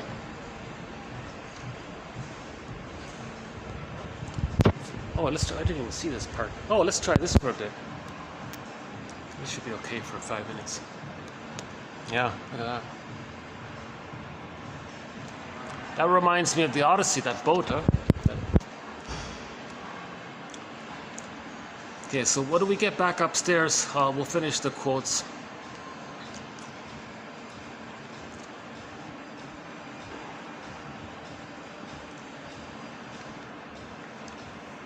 So I mentioned the stinger personalities, where they project their wounded soul outwardly and then shame their own soul seen outwardly to reenact how their mother shamed them. So by doing this, they're always feeling empty doing this. Every time they sting others, okay, shame others, Okay. Cynicism gratifies their infantile megalomania. Okay. Denigrating humor, shaming humor, sardonic humor. That means they're empty. They're feeling empty. In the victim triangle, the persecutor role or the aggressor role, that's just a mask for the underlying victimness. They're all victims. In that victim triangle, they're all victims. The victim aggressor, and the victim rescuer. Okay. In the sitcom Anger Management, season 1, the therapist guy said to one of the clients, you denigrate others to make yourself feel better. You feel so insecure, so you denigrate others to make yourself feel better. Yeah, it's in our collection here. If you type in anger management, that quote will show up. And a very exciting collection of psychologically minded quotes from TV shows and films in our collection here. A very good batch was recently done, TQ 25.99. If you get one thing out of this video, go to 25.99. Read the Route 66 quotes, TQ 25.99. I think that's very helpful, those ones. The first one was about the hermit crab. That was a great quote. All of them are good. We've got 11 quotes on there from Route 66. So those are the stingers, right? They shame others, okay, and now Iago pattern wants to take away the goodness of others, the hatred of the good. So they want to damage others to not be reminded of once upon a time needing goodness, so they hate goodness. That's the Iago pattern. So that's the envy-based one. The bully pattern, they're filled with real contempt. They want to control because they can't more losses. They want a reaction from others because that's the fantasy that the mother would react to them. And that's the connection to the mother. The mother got a reaction, that the mother acknowledged their existence. So they always frighten people or startle people and see their reaction, kind of thing. That's the feeling that in the unconscious, mother noticed them. So and they're addicted to that. Like they don't have the psychic structure to accept the loss of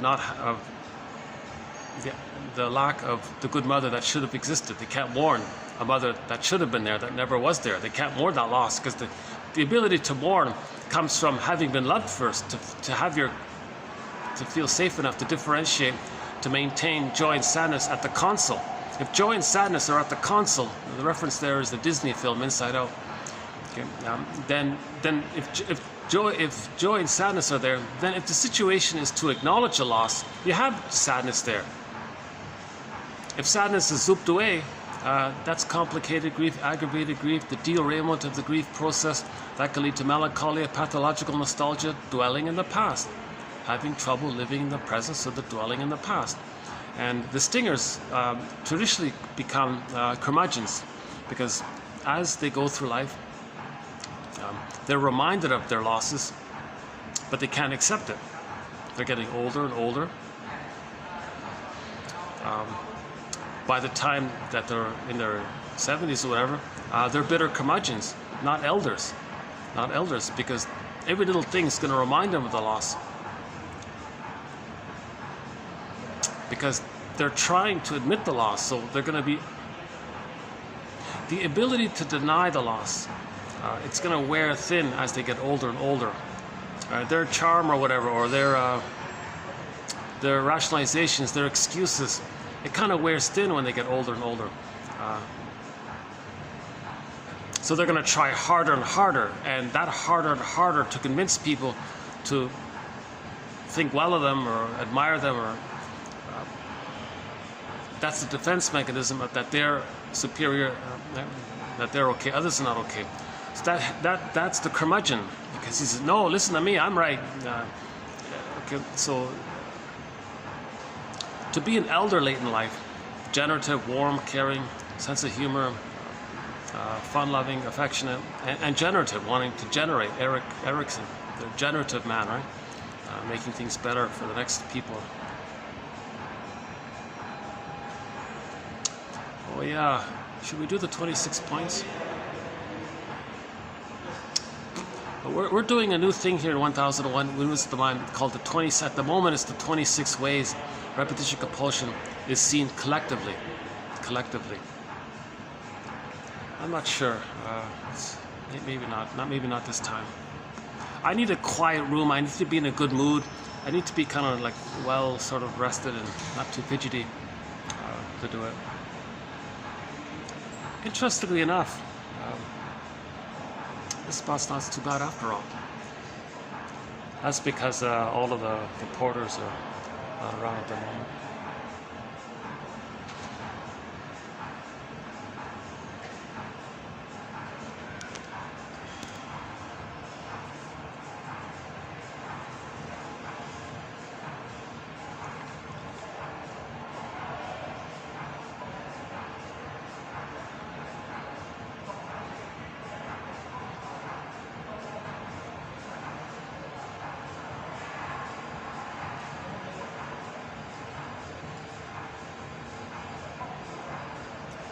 Yeah, so we'll do the 26 points later, because that's a very emotionally draining topic.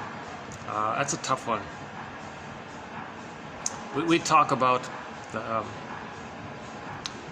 collective, how it looks collectively when most of us are replaying the trauma in the present, how that looks collectively. So we talk like the pollution and the breaking the ecology, breaking the biodiversity, you know, and the greed and the envy. And the poverty, because the child felt impoverished, so they want to create poverty to reenact how the mother gave them poverty. This whole area, that's a huge topic. It deserves a good 2 hours in a quiet room, where I can at least do my best to try to do a half decent job with it. Up to this point, I've given very like little sort of choppy versions of it. I want to get to a point where I can really deliver the 26 ways. Because I think it's very convincing. I feel like it's hard. It's kind of hard to completely dismiss it. Right? So yeah, we talk about pollution. We talk about the pillaging. The mother pillages the baby's soul. They identify with the pillaging mother. The baby believes the mother didn't. The baby believes the mother exploited him and didn't care. They identify with that. They exploit outwardly and don't care. Baby didn't reach a place of care for the other because they're stuck in that narcissism. Remember the image of the narcissist looking into the pool of water, and he's transfixed with his reflection. That represents just him there. He hasn't reached a place of differentiation of psychological self for himself, psychological self for the other, and they have a feeling self, and they have a heart, and they have a life, you know. And same for him. He doesn't have that. He still thinks it's all about him, kind of thing. So, it's a very okay. Let's go back up here. Let's finish the quotes. Yesterday I was also having an off day. I'm having another one here today. I notice when I'm having an off day, my delivery is less appealing, I guess. Yeah. When I'm in a good mood, I notice I'm laughing more and more relaxed. If I'm kind of stressed for some reason, I'm not in that mood so much. So maybe I'll read the rest of the quotes, and then after that, maybe play a song at the end, and then close it up for today.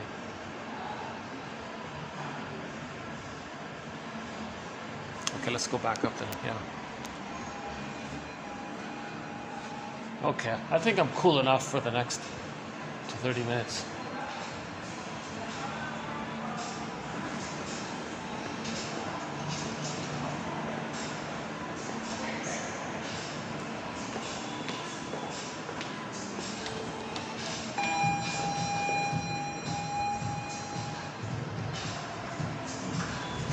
Hi there. Yeah, thank you. Yep. Okay, where are we? 8, right? Yeah, okay.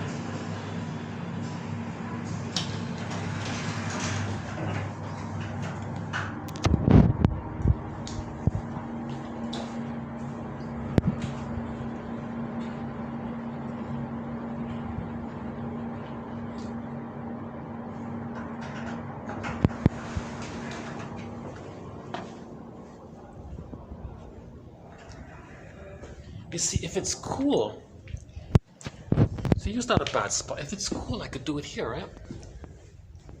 See, if there's no function taking place and it's cool, I can do it here. Huh? Here's not a bad spot, right? Okay, let's go back.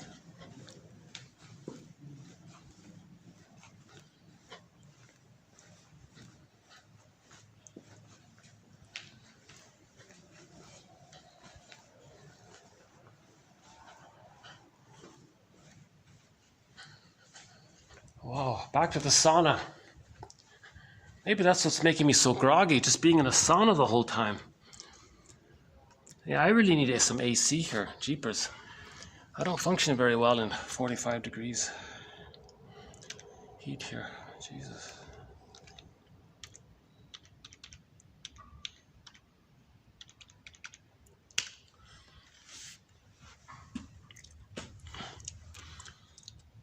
Okay, projection is the unconscious denial of one's personally unacceptable wishes or feelings and the claim that they are present in another when they are not. A kind of scapegoating, emotional scapegoating. Transference, very similar to projection, is transference. In psychoanalysis, this is the displacement or projection by the client of feelings for another person or object, usually the parents or the siblings, onto the person in the present, the therapist. The typical example being the client is acting towards his therapist as if the therapist were his parent. The analyst will interpret this to the client, so hoping to bring this displacement or projection or transference acting out or reenactment or role responsiveness into consciousness and therefore end the psychic inner conflict of the wish and the fear the client has with that person or object. Okay, so there's an unconscious fear of the mother. Put that onto the therapist. If he provides an interpretation, then maybe the fear from the past can be dissipated. Interpretation. In psychotherapy in general, this is the explanation or the process of explaining the deeper significance of the client's words, experiences, or actions. In psychoanalysis, it is an account offered by the therapist to the client.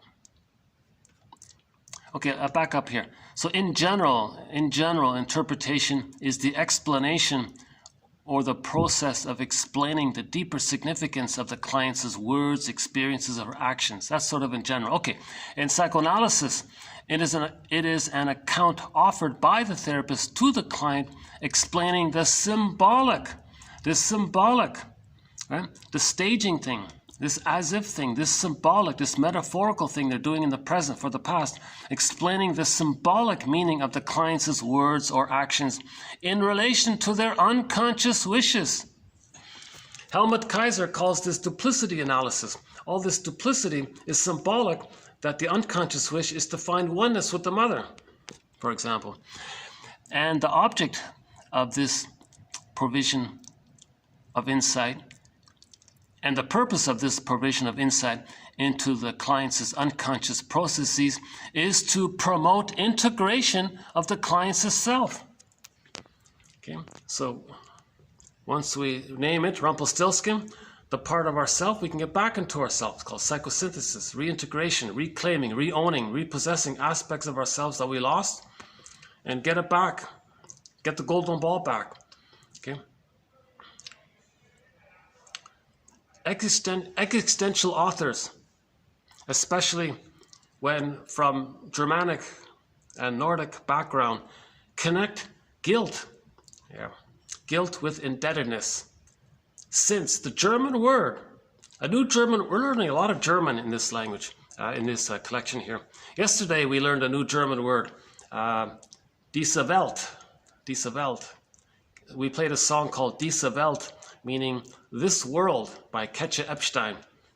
Oh my God, yesterday's song, I played 2 songs in the last video. That one got through, the one by Ketche Epstein, the song called Diese Welt, meaning this world. She was saying, let's appreciate our world. She's saying, we may be living on this one little speck of dust in the universe, but hey, it's our speck of dust. And besides, all of the other specks of dust, they're way too far away. So let's appreciate our world here, this world. And so what are we going to do? Are we going to let the children play on the beaches and have a happy childhood playing on the clean beaches? Or are we going to dump plastic on the beaches and oil waste and pollution on the beaches? It's our choice. It's this world. It's our world, that kind of thing. Sort of a positive, encouraging song. Oh my God, I saw this morning. Yeah, I saw this morning some kind of quote saying that roughly at the moment there are 10. Someone said there are 10 billion tons of plastic dumped into the ocean, and when the plastic breaks down, the chemicals are permanent and they disperse all around in the ocean. Similar to how cigarette smoke will disperse in the air. These chemicals disperse around in the ocean, and the fish are eating it. And they're saying if this continues, at some point, the fish will be gone with all the pollution and dumping of this toxic chemicals in there.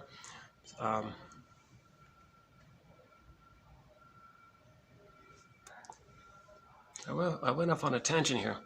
Okay, let's go back here.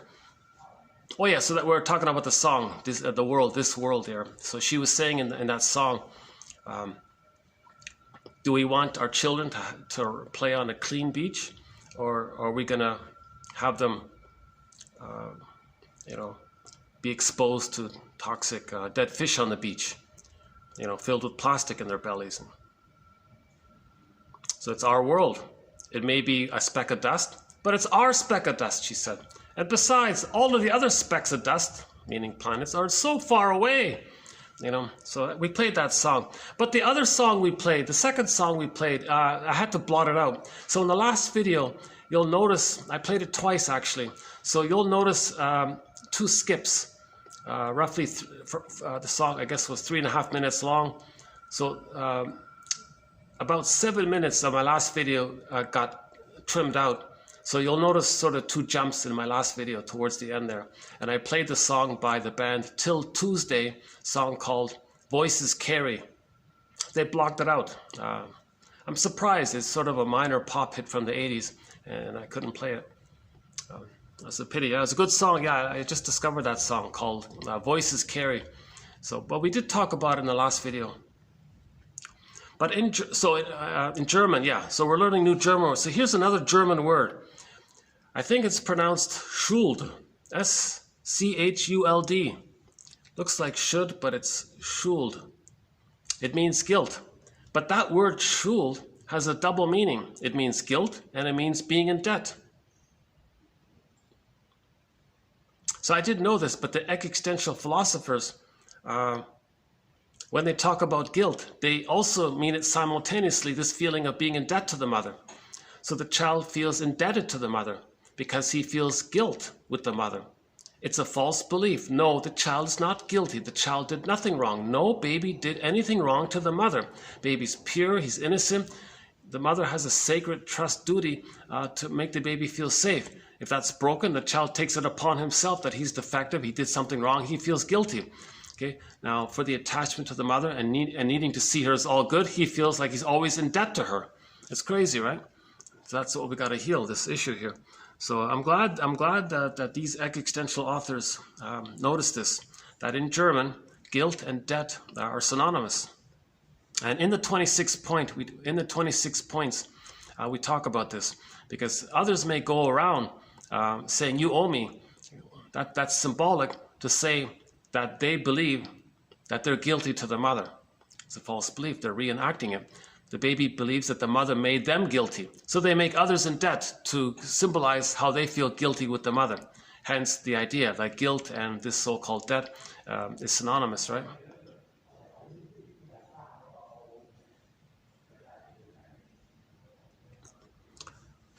Okay, next one here. Oh yeah, shame. Psychologically, shame results in a feeling of inferiority, even though the feeling of shame is no proof of one's inferiority. The baby's not defective, but he can't parse out where he begins and ends and where the mother begins and ends. He thinks the mother's him. That power of the mother, he thinks it's his power. Infantile megalomania, it's all blurred there. Mother-infant dual unity. He can't tell the difference of where he is and where the mother is. It's just all him, he thinks. So if the mother's defective, since the mother's him, he's defective. No, he's not defective. It's just he hasn't reached the maturity of mind to have that psychic boundary of where he begins and ends and where the mother begins and ends. That only takes place if he's loved, but if he's not loved, he's stuck there. So he ends up with this constant feeling of shame and guilt that he's defective and flawed because the mother did it wrong. Again, similar to the guilt one and the shame one, it's not true. The baby's not guilty. The baby's not did nothing wrong. The baby's not defective. The baby's not flawed or unworthy, and so on, right? So these existential authors address it. That's why I'm including it here. One can have an emotion and not be fully aware of it, right? One can have an emotion and not be fully aware of it. Or be aware of some mental or physical agitation. One may wrongly ascribe it. For instance, claiming to be in a state of pleasant anticipation when it is evident to others that they are afraid. So we can have emotions, but we're not aware of it. Fair enough. Sometimes we confuse our emotion with another emotion. He's afraid, but he thinks he's excited. Something like that. Dialectical reasoning. Okay, seeing the two sides of a story. Searching for the third side of the coin which holds the two sides. That's called dialectical reasoning. Is a process eminently adaptable for the use in psychotherapy and in philosophical counseling. It comfortably allows the apparent paradox that one statement or state of affairs may contain as much truth as its opposite.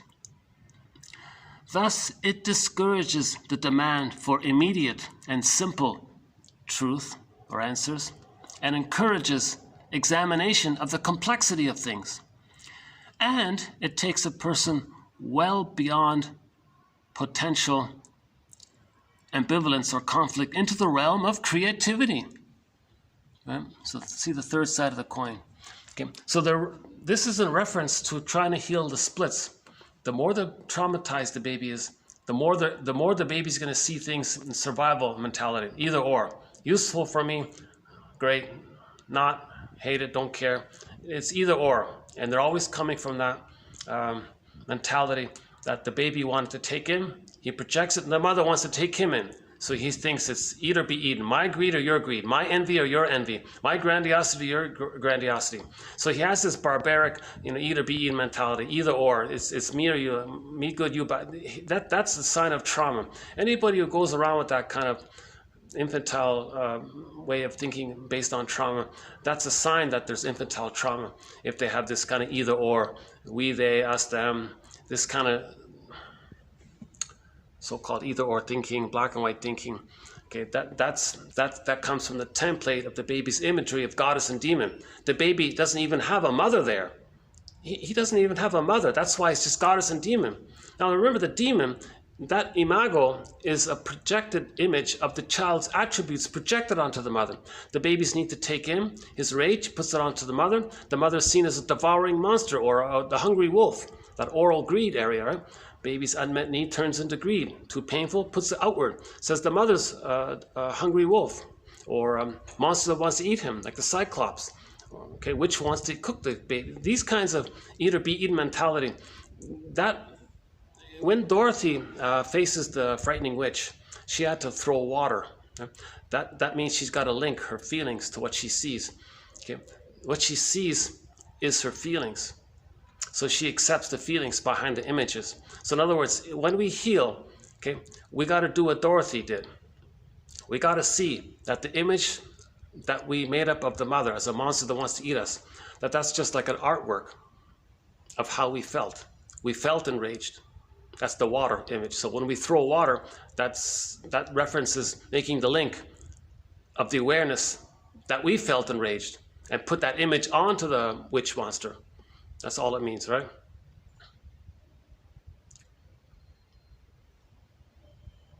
So the child creates image of the mother as a monster, as a frightening demon character, and he compensates with the hallucination of a goddess mother.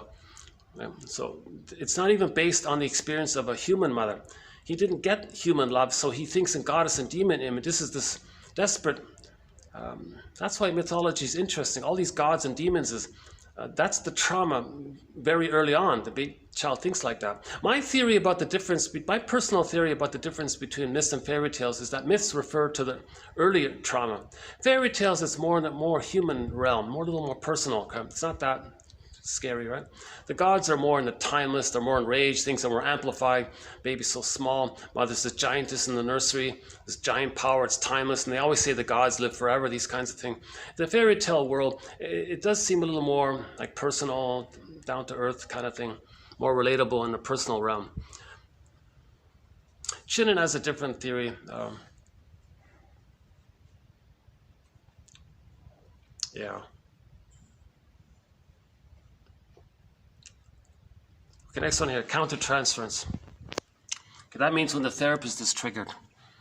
Okay, countertransference. This is when the therapist transfers onto the client. We can call this a form of therapist bias. But by the 1950s, therapists were arguing that feelings and thoughts aroused in the therapist may be a direct transfer of the psychic state of the client. So we see this a lot. The therapist believes that how he's feeling by the tricky behavior of the client, he interprets that the client is trying to communicate how he feels by inducing it into the therapist. The therapist feels this. He said, "Hey, wait a minute, are you feeling such and such?" Client goes, "Oh my God, I think I am. How did you know?" Well, your innuendo and you're inducing your implications, your subtle covert manipulations, it's putting a tug on me. I don't feel this normally. I'm feeling this odd feeling. I'm wondering if maybe that's what you're feeling. Okay, so this process traces back to the failure in the nursery where the mother didn't pick up the baby's signals. So in the present, they want people in the present to pick up what they're feeling. So they want to induce others to feel what they're feeling the way the baby believes he induced his mother to feel what he's feeling because of the oneness. The mother should feel what the baby's feeling with the attunement, but that attunement was broken. Repetition compulsion, they want to replay it. So that's why it's got to be brought to consciousness, then we stop doing it. If it's not conscious, we just keep repeating it until we become conscious. Another German word here, yeah, something called Lichtung. Is that right? Lichtung, meaning clearing. Literally, there's a lightning, meaning a clearing in the forest. A clearing in the forest, a place where light can shine. The light can shine, a space where things can come to light. We need a space, a safe space where things can come to light. The place where truth can be revealed or uncovered. So that's why indigenous people sit in circles. They make a safe space. It's equal, they're in a circle. Everyone feels safe. Then the truth for each person can come up. Yeah. That's called creating a clearing. Then there's the lightning, the awakening of the consciousness by the clearing. A clearing in the forest, just like there's a clearing in the forest. So the metaphor is in the forest. If there's a clearing, no trees in a certain patch there, the light's there. Well, in our therapy process, if we feel safe, that's like creating a clearing, and then the light of consciousness can come up. Yeah, that's just a little metaphor there. Yeah, it's a new one. Yeah, that's not a bad one. Yeah, did I get it through across? Imagine the physical image that in the forest, maybe in the middle, there was some clearing there of the trees. However, it occurred. man-made or natural. There's a clearing in the middle of the forest. So there's light there. There's light there. There's light, sunshine, the sunshine in that spot. Apply that to the healing journey. We need a space, a safe space. When we feel safe, that's like the clearing, then the consciousness and the truth is revealed. That's the light of consciousness can come up. So we see the light when we feel safe. Just like we literally see the light in the clearing in the forest, that kind of thing. Next one here. In this endless futility and his awareness of its futility, Sisyphus is the absurd hero par excellence. Yeah. Odysseus, when he went into the hell scene, he saw Sisyphus in the hell scene. Odysseus looked at Sisyphus' face and he saw that it was his face. So that's the recognition of how we are repeating again and again. Okay, so this is absurd. That's what we're trying to heal. We're trying to heal the Sisyphus in us. We don't want to be Sisyphus anymore, right? Next one here. This is the only one they talk a lot about Heidegger. This is the only one I'm including here. From Heidegger's concept of being in the world. This idea, how's your being in the world? Nice little phrase there, right? How's your being in the world? Another guy adapted it, right? This guy, Wanger, adapted it. He elaborated the idea of 3 modes of being in the world. There are 3 ways of being in the world, or 3 worlds. One is called the Umwelt. Another one, Mitwelt. The other one is Eigenwelt. Put together, the 3 of them constitute the person's meaning world.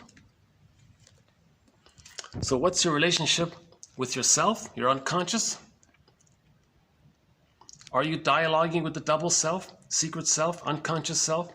Are you looking at your projections? Are you looking at your inferring mind? Are you talking with the puppet master? Okay. So all of us that we don't know, one metaphor, Robert Bly's metaphor is all of us who are meant to be, our potential. It gets repressed. It's kind of like it's put into this bag that we drag behind us. And we spend the rest of our lives trying to get it back in. Now all of the energy in the bag, if we were to create a character that embodies all of our disowned traits, that's called a double self, the secret self, the second self, the shadow soul, some kind of character. Okay. Are we dialoguing with this character? That's the relationship with ourselves. That's the Eigenwelt. So how's your Eigenwelt? How's your relationship with yourself? How are you getting to know yourself? Called shadow work, owning your projections. Are you still protecting the mother? Are you acting like her? Are you afraid to psychologically differentiate from the mother?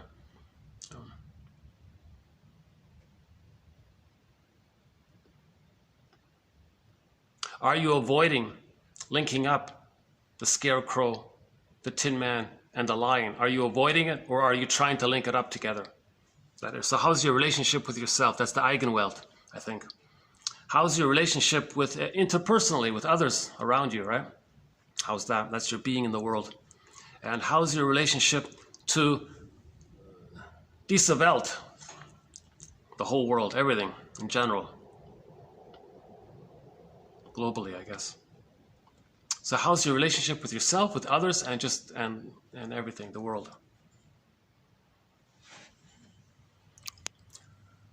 Being in bad faith is to opt for self-deception.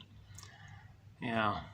Okay. This is so when we're in trauma, it's a form of bad faith in a way. Being like Sisyphus, it's a form of bad faith to opt for self-deception. It's not meaning to be in bad faith, but it's a kind of unconscious bad faith if we're opting for self-deception, excuses, lies. Okay, duplicity, trying to trick others, to gaslight others, to get them to feel what you're feeling with the fantasy that they can be the good breast in the past that'll soothe you, and not being aware of it. All of this self-deception, deceiving others, not admitting that you're doing this, projecting your wounded soul onto others, shaming others to replay how your mother shamed you and not wanting to admit it. This is sort of a self-deception. It's a kind of bad faith, I guess. I don't fully agree with the phrasing of it. But anyways, in bad faith, a person may pretend to be something. That's the false self. So this constant infantile megalomania, right? That's sort of a bad faith. The bully pattern, the Iago pattern, narcissistic pattern, etc. That's a kind of bad faith. They're pretending to be something, or they're going to deny their responsibilities for their actions and choices, right? For example, we may construe ourselves as we perceive that others construe us. Yeah. We may, we may try to please others. So this would be the codependent one. In that case, this example might be like the clinger. We may try to accommodate ourselves to please others because others expect us to please them. So we're being in bad faith to ourselves if we're being the codependent clinger pleaser to others. And we're because we don't want to have good faith in the sense that we want to mourn the loss of the good parent that should have provided our support for our development. So if we deny that, and we're going to act like Sisyphus, it's a kind of bad faith. I have a little issue with this, but... Okay, next one here. Richard Strauss, in his poem, Also sprach Zarathustra, 1896, attempts to portray the development of humankind. So I just put that there as for future reference. I never heard of this poem, but apparently in 1896, somebody came up with a famous poem called Also sprach Zarathustra, something like that. So we all know the music. There's like a 1 minute music based on the poem. That's a very dramatic. It was used for the theme song for a film, the prelude to this opera. So we'll search for this. We'll update this one. What is this poem? It's interesting because he said here this poem discusses the development of people. So let's take a look at this poem. Just check it out. Okay, next one here. Unlike science and philosophy, art doesn't study from a distance, but instead shows emotional, subjective experience quite directly. This is typically the existential view of art, that artistic expression represents lived experience. Yeah, I saw an interview with Amy, the song I mentioned that we played yesterday by Amy Mann. She said that song was her lived experience. That song, what's it called again? Voices Carry. That artistic song of hers was sort of from a real life experience. So that song was a big hit for her. And so art comes from our real experiences. So art represents or symbolizes our real experiences. So art has sort of an immediate, personal, emotional aspect to it. Next one here. But existential authors value anxiety. Oh, wait a minute. Hang on. Let's back up here. Unlike science and philosophy, art doesn't study from a distance. So science and philosophy sort of detached. You're studying from a distance, right? Okay, you're reading books. It's not your personal felt experiences. You're just studying from books. Okay, but art instead shows the subjective, personal, emotional experience quite directly. This is typically the existential view of art, that artistic expression represents lived experience, that it is a first-order endeavor, while philosophical discussion is a second-order experience alienated from the lived world. Okay, fair enough. Next one here, last one. When existentialists discuss anxiety, they mean angst, or angst means existential anxiety, not the fretful state of mind that the word anxiety usually refers to. Okay, the memory that mother's going to punish you, the memory that mother's going to abandon you, that kind of thing. But rather an apprehension of something beyond relationships, meaning a troubled awareness of freedom, a troubled awareness of self-activation, our true self. So angst, or existential anxiety, means the fear of being our true self, the fear of emotional freedom, the fear of living in the present, the fear of our golden ball. That's called angst or existential anxiety. Ontological self-anxiety. Okay? Masterson calls it abandonment depression. Angst is seen by existential thinkers as a predictable response to the loneliness of the individual. Okay, but existential authors value such anxiety because it marks the start of our openness to the human condition. It's the necessary counterpart of being truly alive. We either accept ourselves or we hide our heads under the bedclothes. Yeah. So we play ostrich. Either we act like the ostrich or we accept our fears, our angst, our fear of our feelings. Okay, this comes from Van Deerzen and Kenward, 2617. 2618 here. So just end up here, a little joke here. I mentioned it a couple of times here by the comedian Steve Behrman. He calls himself a New Age comic or a cosmic comic. He does a lot of wordplay with New Age ideas. Somebody asked him, "Hey, Mr. Comedian, what's all this with reincarnation? What's that about?" His answer was, "It's funny how things work out. There was once this man who wanted to be wealthy.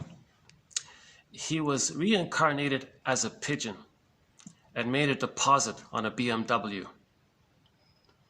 Yeah. The first time I told this joke, I cracked out. I was laughing. I'm so tired in this sauna here. I'm just feeling too much of the stress of the sauna here. I can't even focus on the joke here."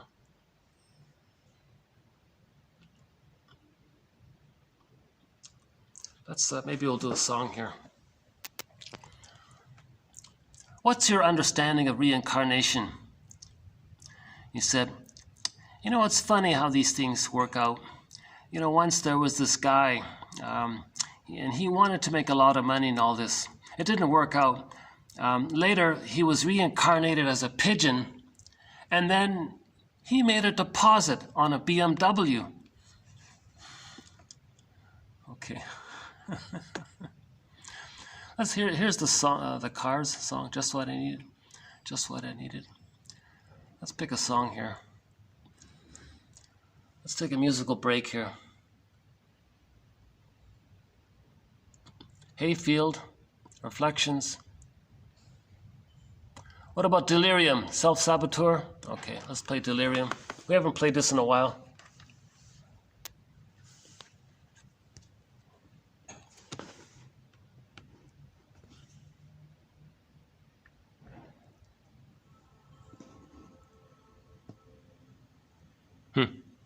What's happened here? Oh, here we go.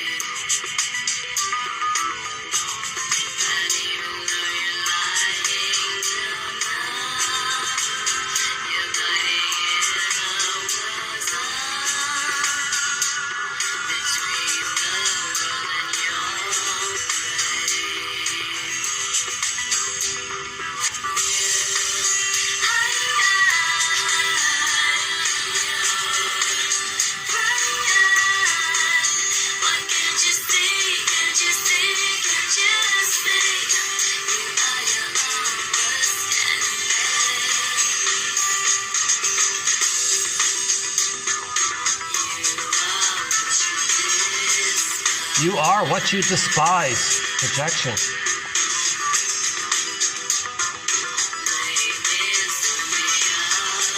Blame is only a compromise. Projection, rationalization, self-deception.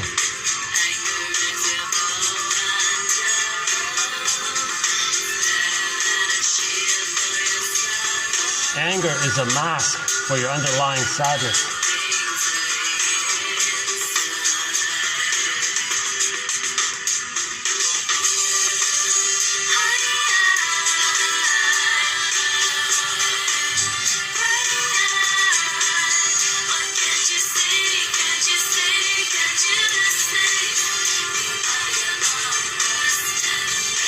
She's talking about personal bad faith.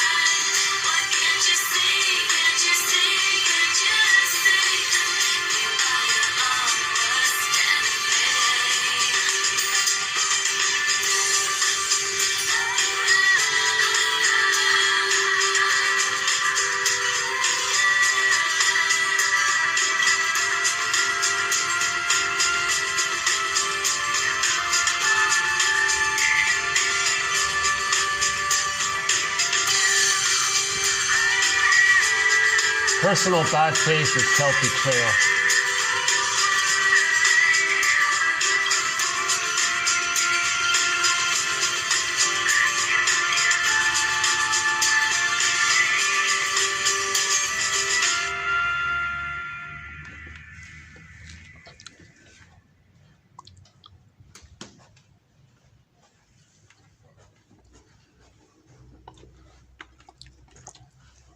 Maybe I'll finish up downstairs here.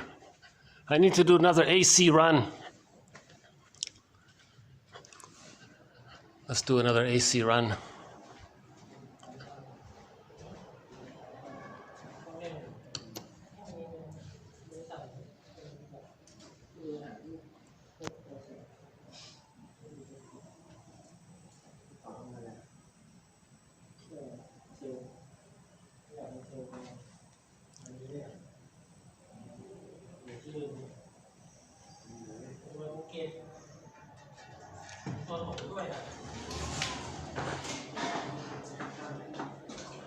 Let's try the second floor first.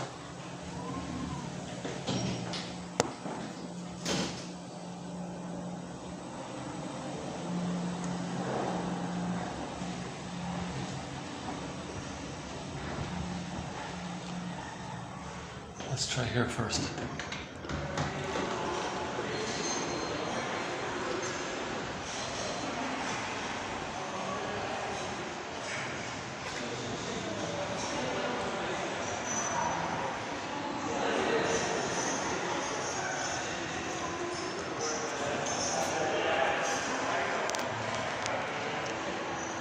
Yeah, this hotel has sort of a positive vibe. Yeah, this is just, I like this place, yeah. I'm still sweating.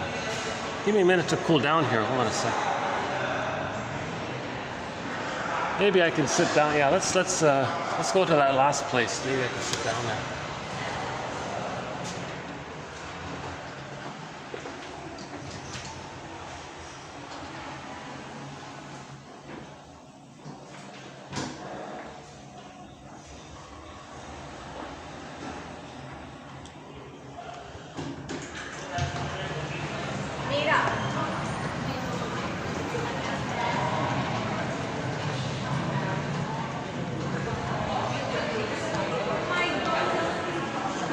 no, it's all used up here.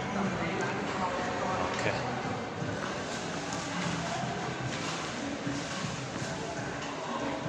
It's over here.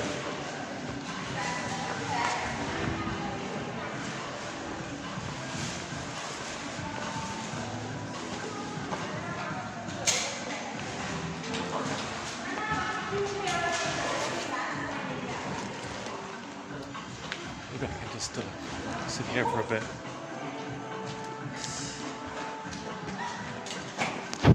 Okay, let's sit here for a bit. Let me cool off here. Any final thoughts here? Well, first of all, thanks very much. This has been TQ 26, 16, and 17. And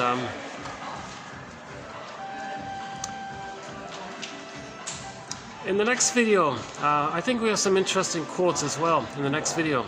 So stay tuned for the next video, 2618. 2618, it's jam-packed with ideas. We got a very strong video coming up in terms of analytic ideas.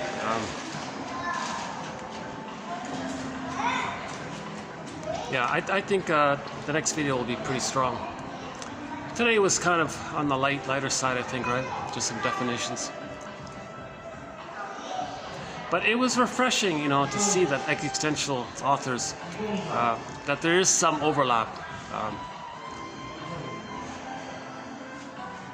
by some of them. How's the lighting here? Lighting's okay? Boy. I guess the combination of being in the sauna, a little bit having an off day, I think the coffee was too strong or something. So my delivery wasn't. I didn't have a good day today with my delivery.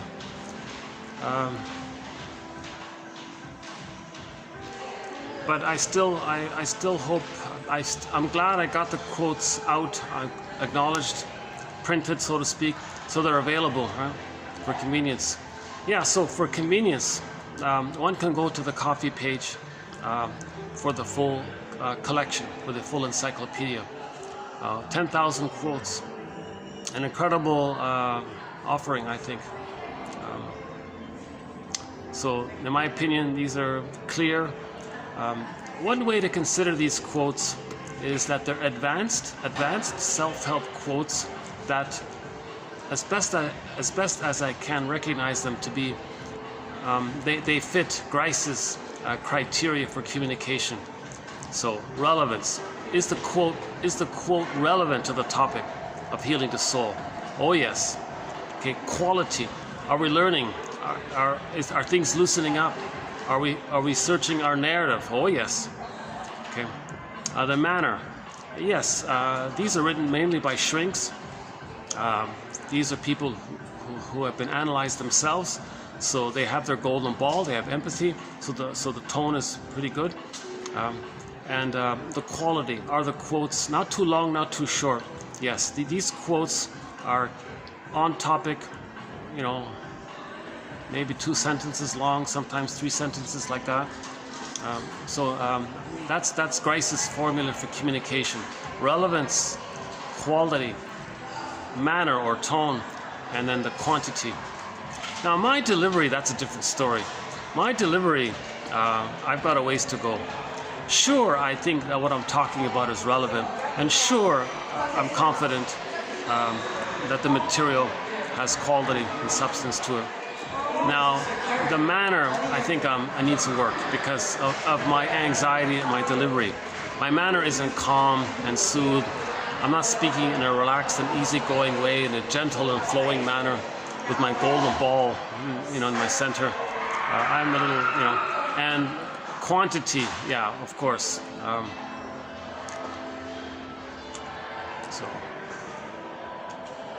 So the quotes are strong. My delivery needs some work.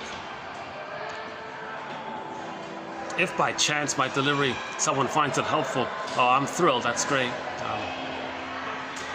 Actually, one of my videos got an hour, 1 hour watch time. That's a bit of a record, I think. I think there were there were like 10 views or something, but the total watch time was like an hour and a bit. So yeah, so thanks to those 10 views. Well, thanks to whoever watches, you know.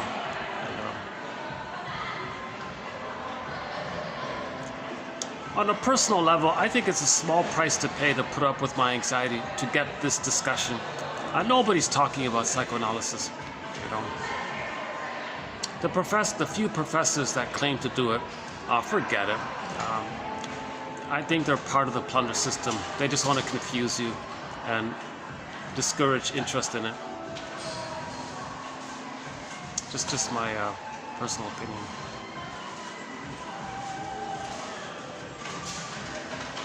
Yeah, so when I began this, I first looked for a teacher. Nobody was doing it. Canada, zilch. You mentioned psychoanalysis, you get a knee-jerk, triggered reaction. You're blaming the mother. Okay, that's ridiculous. We're trying to understand ourselves and the mother, that leads to forgiveness and healing. So it's not about that. It's not about liking or hating. It's about understanding, hence the healing from the understanding. Understanding, forgiveness, healing, it's kind of linked like that. Blaming, like the song we just played by Delirium, blaming is the anger. That's the secondary reaction to when the love isn't there. Joy is the primary emotion. When the love and the joy is missing, then the reaction is the anger. Right? So in the Disney film Inside Out, joy and sadness were zooped away. The primary normal emotions were zooped away. What was left? The amygdala, the anger. So fear and anger. So fear might be the first one, but the fear gets overwhelmed quickly. So the baby can't flee, so he's angry. The baby can't run, so he's going to turn to anger. Mother, change. Stop doing what you're doing, mother. So he's very angry at the mother. Right? That's like a reaction to when the mother's not meeting the baby's needs. So anger is like a reaction to the loss of the primary normal love that should be there, where joy runs the console. So anger is not a primary thing. It's this. It's a secondary or even tertiary, a third response. Right? Yeah, so in Canada, forget it. Jesus. I phoned around, I looked around, and they're not interested. It's not there. At least from what I tried, from my research. And I don't have the funds to fly to New York and live there for a couple of years to do this. Oh boy, a huge expense. If I had the funds, I'd do it. If I had the funds, as I mentioned in a recent video, I'd fly to New York, find a shrink, get analyzed, okay, lay the ghosts to rest, because I have childhood amnesia. I have gaps in my story. My story's broken as well also. Right? But one thing I like about 1001 Windmills of the Mind, sometimes a quote will come along, and then that's like the nest. Then the egg comes in the feeling. So psychoanalysis looks for an egg. One famous poet said, psychoanalysis looks for an egg in a basket that's missing. So the basket, that's like the consciousness to hold, right? So we want to weave this basket, this nest. So when we have these quotes, that's like the consciousness, the basket. And then at night you might get like a dream, and then the feelings come up. So things are loosening up because you got the safety, you got the container, you got the basket. Then the feelings, the egg can come in. So we don't directly look. Oh, did I say a pigeon? Oh, we just told a pigeon joke, and here's a pigeon, right? So that guy was reincarnated as a pigeon. So once there was a guy that wanted to. Oh, showing up there. Oh, there he is. Once there was a guy. He wanted to make a lot of money. It didn't work out, but it's funny how things work out, because later on he was reincarnated as a pigeon, and then he made a deposit on a BMW, and there he is. There's the pigeon. So that guy. Okay, just silly joke.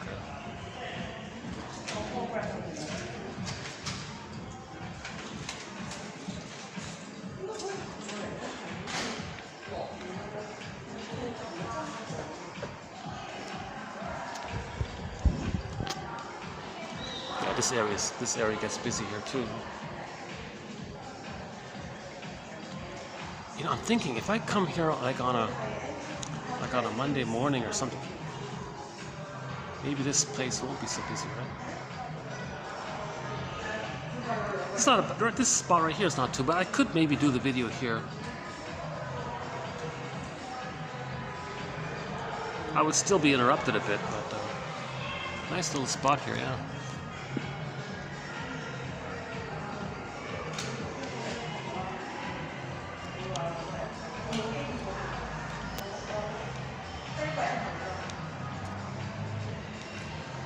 The 26 ways we collectively are engaged in repetition compulsion, and how it works outwardly, and the effects that we see outwardly. We'll do that soon. It needs an updating, so we'll do that soon.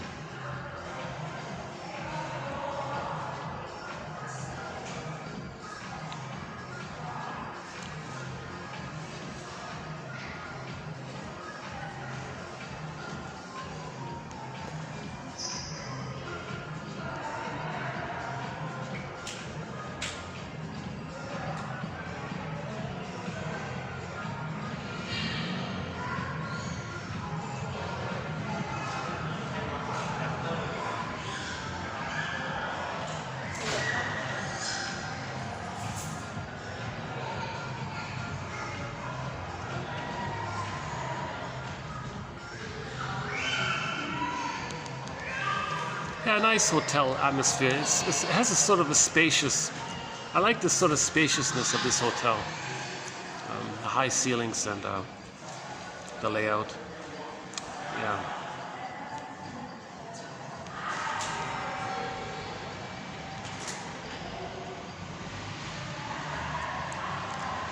Any final thoughts here?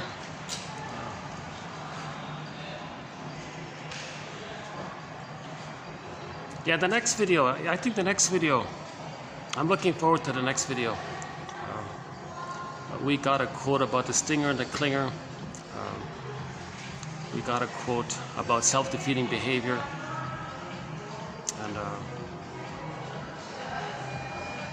we got an interpretation called a ghost in the nursery interpretation. That's interesting.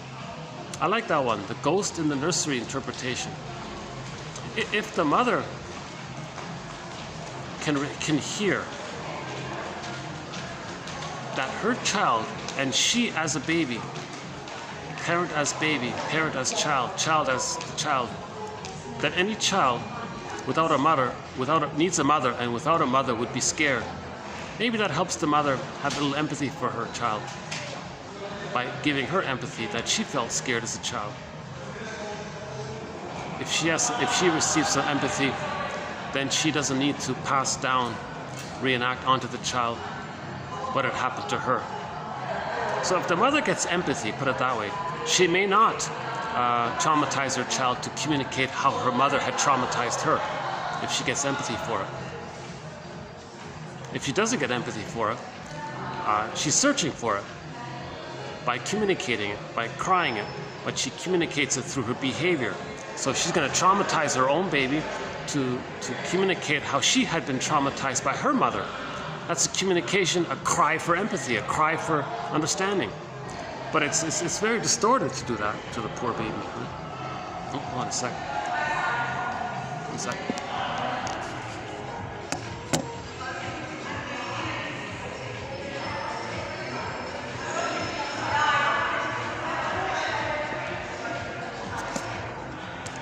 Okay, I think I'll start to wind down this video here.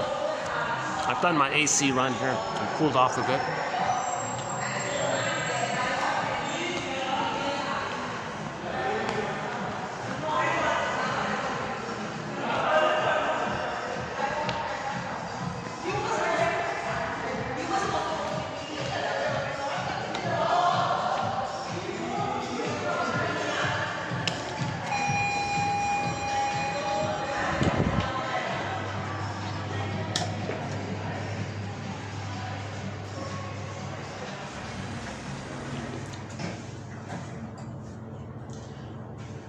We recently played the song 7 Seconds, yeah.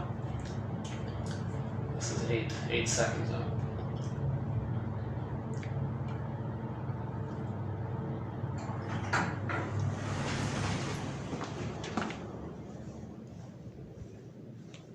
Oh, back to the sauna. Thanks. Whoa.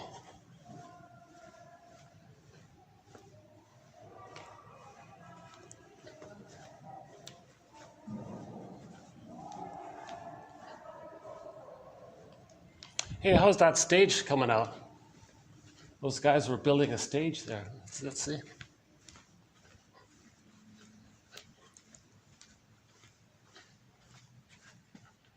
Oh, yeah. Oh, that's funny, huh? Oh, this is going to be some kind of like a meditation kind of thing. Oh, I see. This is going to be like some kind of like a temple kind of thing. Oh, I see. Oh, wow. Okay. Maybe some kind of like maybe there's some kind of like meditation exercise might be taking place here. Oh, I'm not sure, huh? Yeah, cool. Meditation. Oh my God. Oh, I certainly could use training in meditation, mindfulness. That's called self. So our term for that here is self-reparenting. Feeling comes up, that's your inner child. Got to accept what we feel, right? That's good faith. That's called good faith. Meditation, mindfulness, that's called good faith. You're accepting yourself, right? You're not projecting outwardly the discomfort and wanting others to be uncomfortable as a defense against your discomfort. You're facing your inner comfort. That's good faith. So these meditators, I think they have a lot of good faith in that. That's a form of good faith. Okay, self-honesty, self-dignity, self-respect, self-healing, self-care and all that. So yeah, I'm a huge, makes me think, yeah, maybe I've never done it. I've never went to a meditation retreat. I think I could, yeah. Yeah. Something to think about. Okay, back to the sauna here. Now it's nice and quiet, huh? Yeah, it's nice and quiet now, yeah. What time is it now? Hold on a second. What time is it now? 3:20. Okay, I'll make a mental note of this. 3:20, it's nice and quiet around here.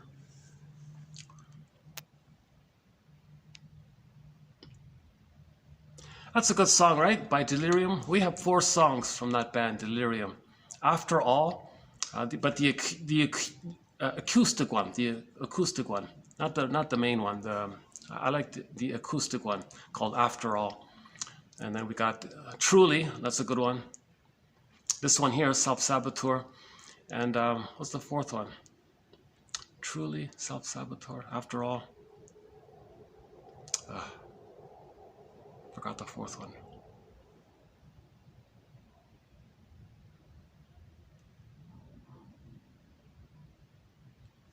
What's the 4th one? Hold on a sec. Do I have it here? That means we haven't played it in a while. Yeah, we haven't played it in a while. Maybe I can play it now if I can find it here.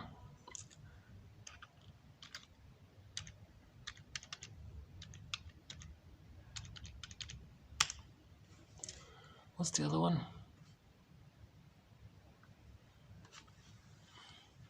Delirium. Which one am I missing? Oh, Fallen. Okay. Oh, okay, that one there. Fallen. Yeah, Truly. Okay. Oh my God, I don't think we've played this in ages. Okay, here's another Delirium song.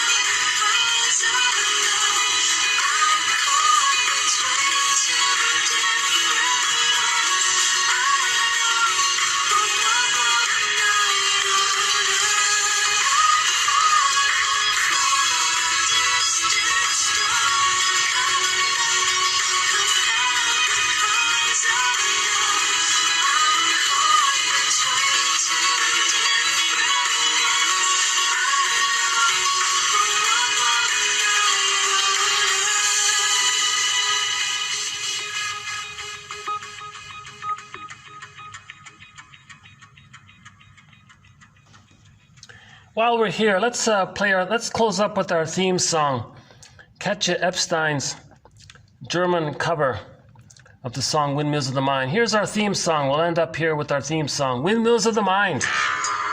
Windmills of the Mind. Nachts, wenn die Straßen plötzlich still sind, wenn die Stadt auf einmal schweigt, wenn aus steinernen Kaminen stumm der Mond zum Himmel steigt, wenn es hier in meinem Zimmer leer und einsam wird um mich, suche ich in den dunklen Schatten die Erinnerung an dich und ich fühle, wie ein Augenblick zur Ewigkeit gerinnt, wenn das Spinnrad meiner Träume längst zerrissene Fäden spinnt und sich leis zu drehen beginnt, wie sich Mühlen drehen im Wind.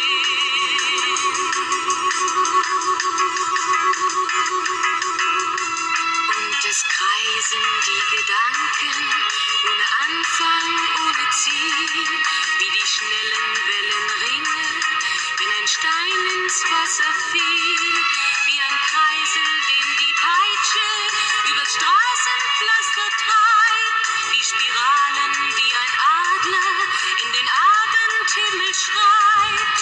Und ich fühle, wie ein Augenblick zur Ewigkeit gerinnt, wenn das Spinnrad meiner Träume längst zerrissene Fäden spinnt und sich leis zu drehen beginnt, wie sich Mühlen drehen im Wind.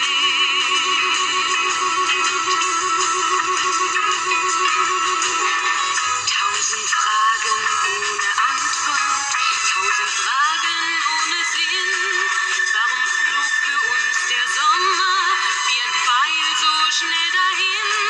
Hat der Herbstwind gar die Spuren unserer Liebe schon verweht? Wenn erst weiße Flocken fallen, ist es dann für uns zu spät. Sah ich eben nicht im Dunkel deinen Schatten an der Tür, hoffte für ein paar Sekunden, du kämst doch zurück zu mir. Doch warum sich selbst belügen? Längst ist meinem Herzen klar, dass der Pulsschlag dieser Hoffnung nur mein eigener Schatten war.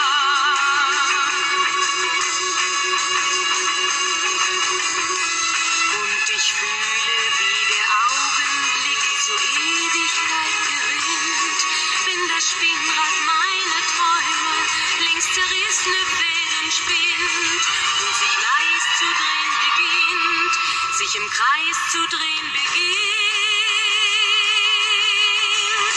wie sich Mühlen drehen im Wind, wie sich Mühlen drehen im Wind.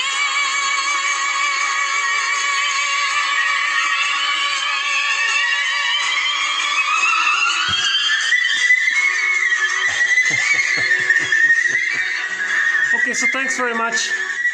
I'll see you in the next video. I feel like this video was sort of like a nice little sort of like a lily pad, like a transition from the past 3 videos. Took a little break here in a way, and we'll get back into some of the more gritty, like the grinding, like the little more in-depth, insightful type of quotes in the next video. So yeah, I'll see you in the next video. I think it'll be a good one, and we'll add more songs. We'll play more songs, and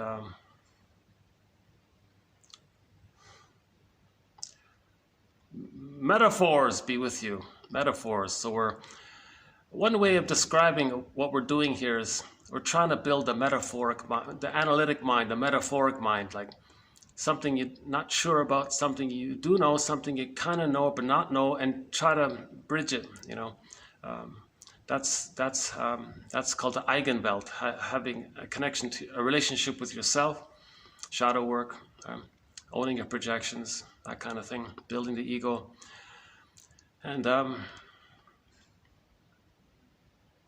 you know, the relationship with others. You know, are we seeing others for who they are in the present? Or are we not really caring too much about them in the present, instead wanting them to play a role for our past? So that's going to affect our relationship with others. And that's going to transfer over to how the relationship more broadly as a pattern overall, right? So yeah, the Eigenwelt. What was it again? Hold on a second.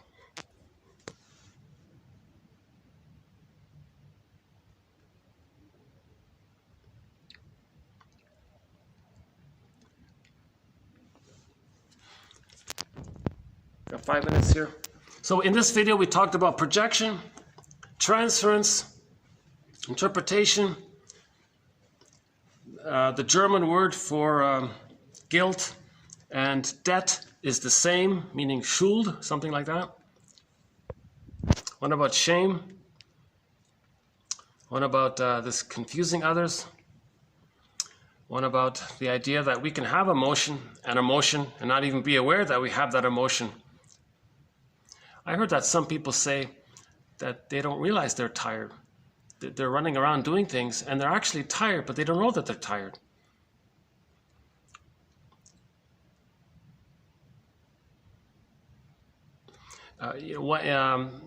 In emotional eating, they don't know if they're physically hungry or emotionally hungry.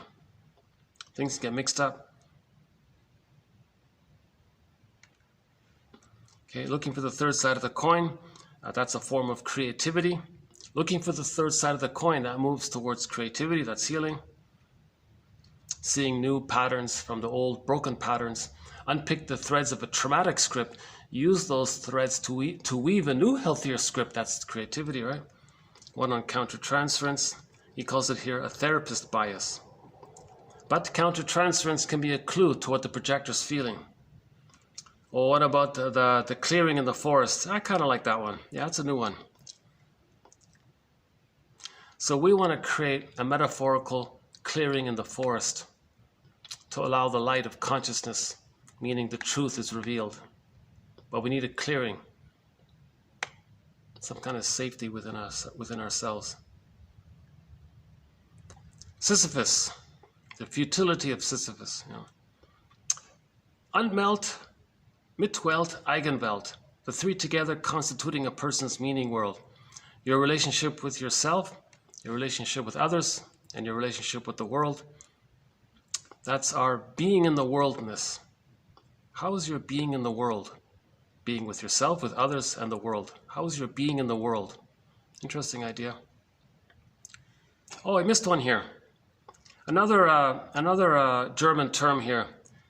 Befindlichkeit, meaning the state I find myself in. So in German, there's a one word to describe the phrase, the state I find myself in. That's an existential point of view, right? Or the state of mind I'm in, or the disposition I'm having. So their term is Befindlichkeit, something like that. The state I find myself in. The term is sometimes translated as state of mind, at other times as disposition. So we'll follow up on that one here. The Richard Strauss poem, Art as Personal, and this idea of angst.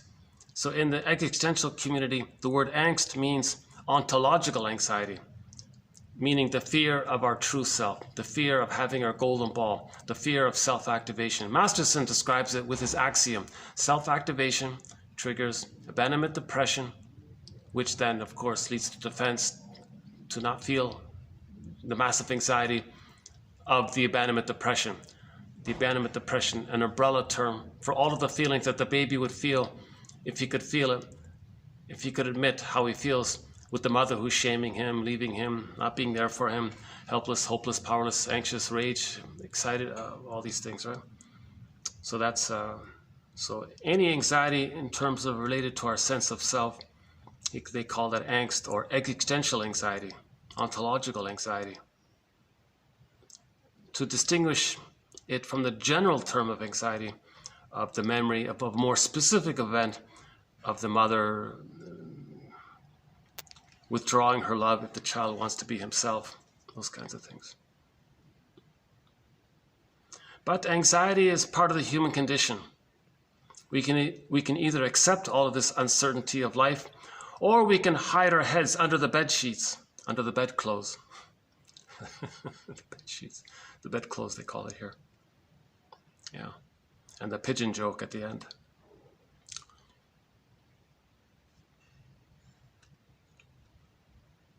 Just what I needed. The Cars. Let's end up here with a fun, upbeat song here. Just what I needed by the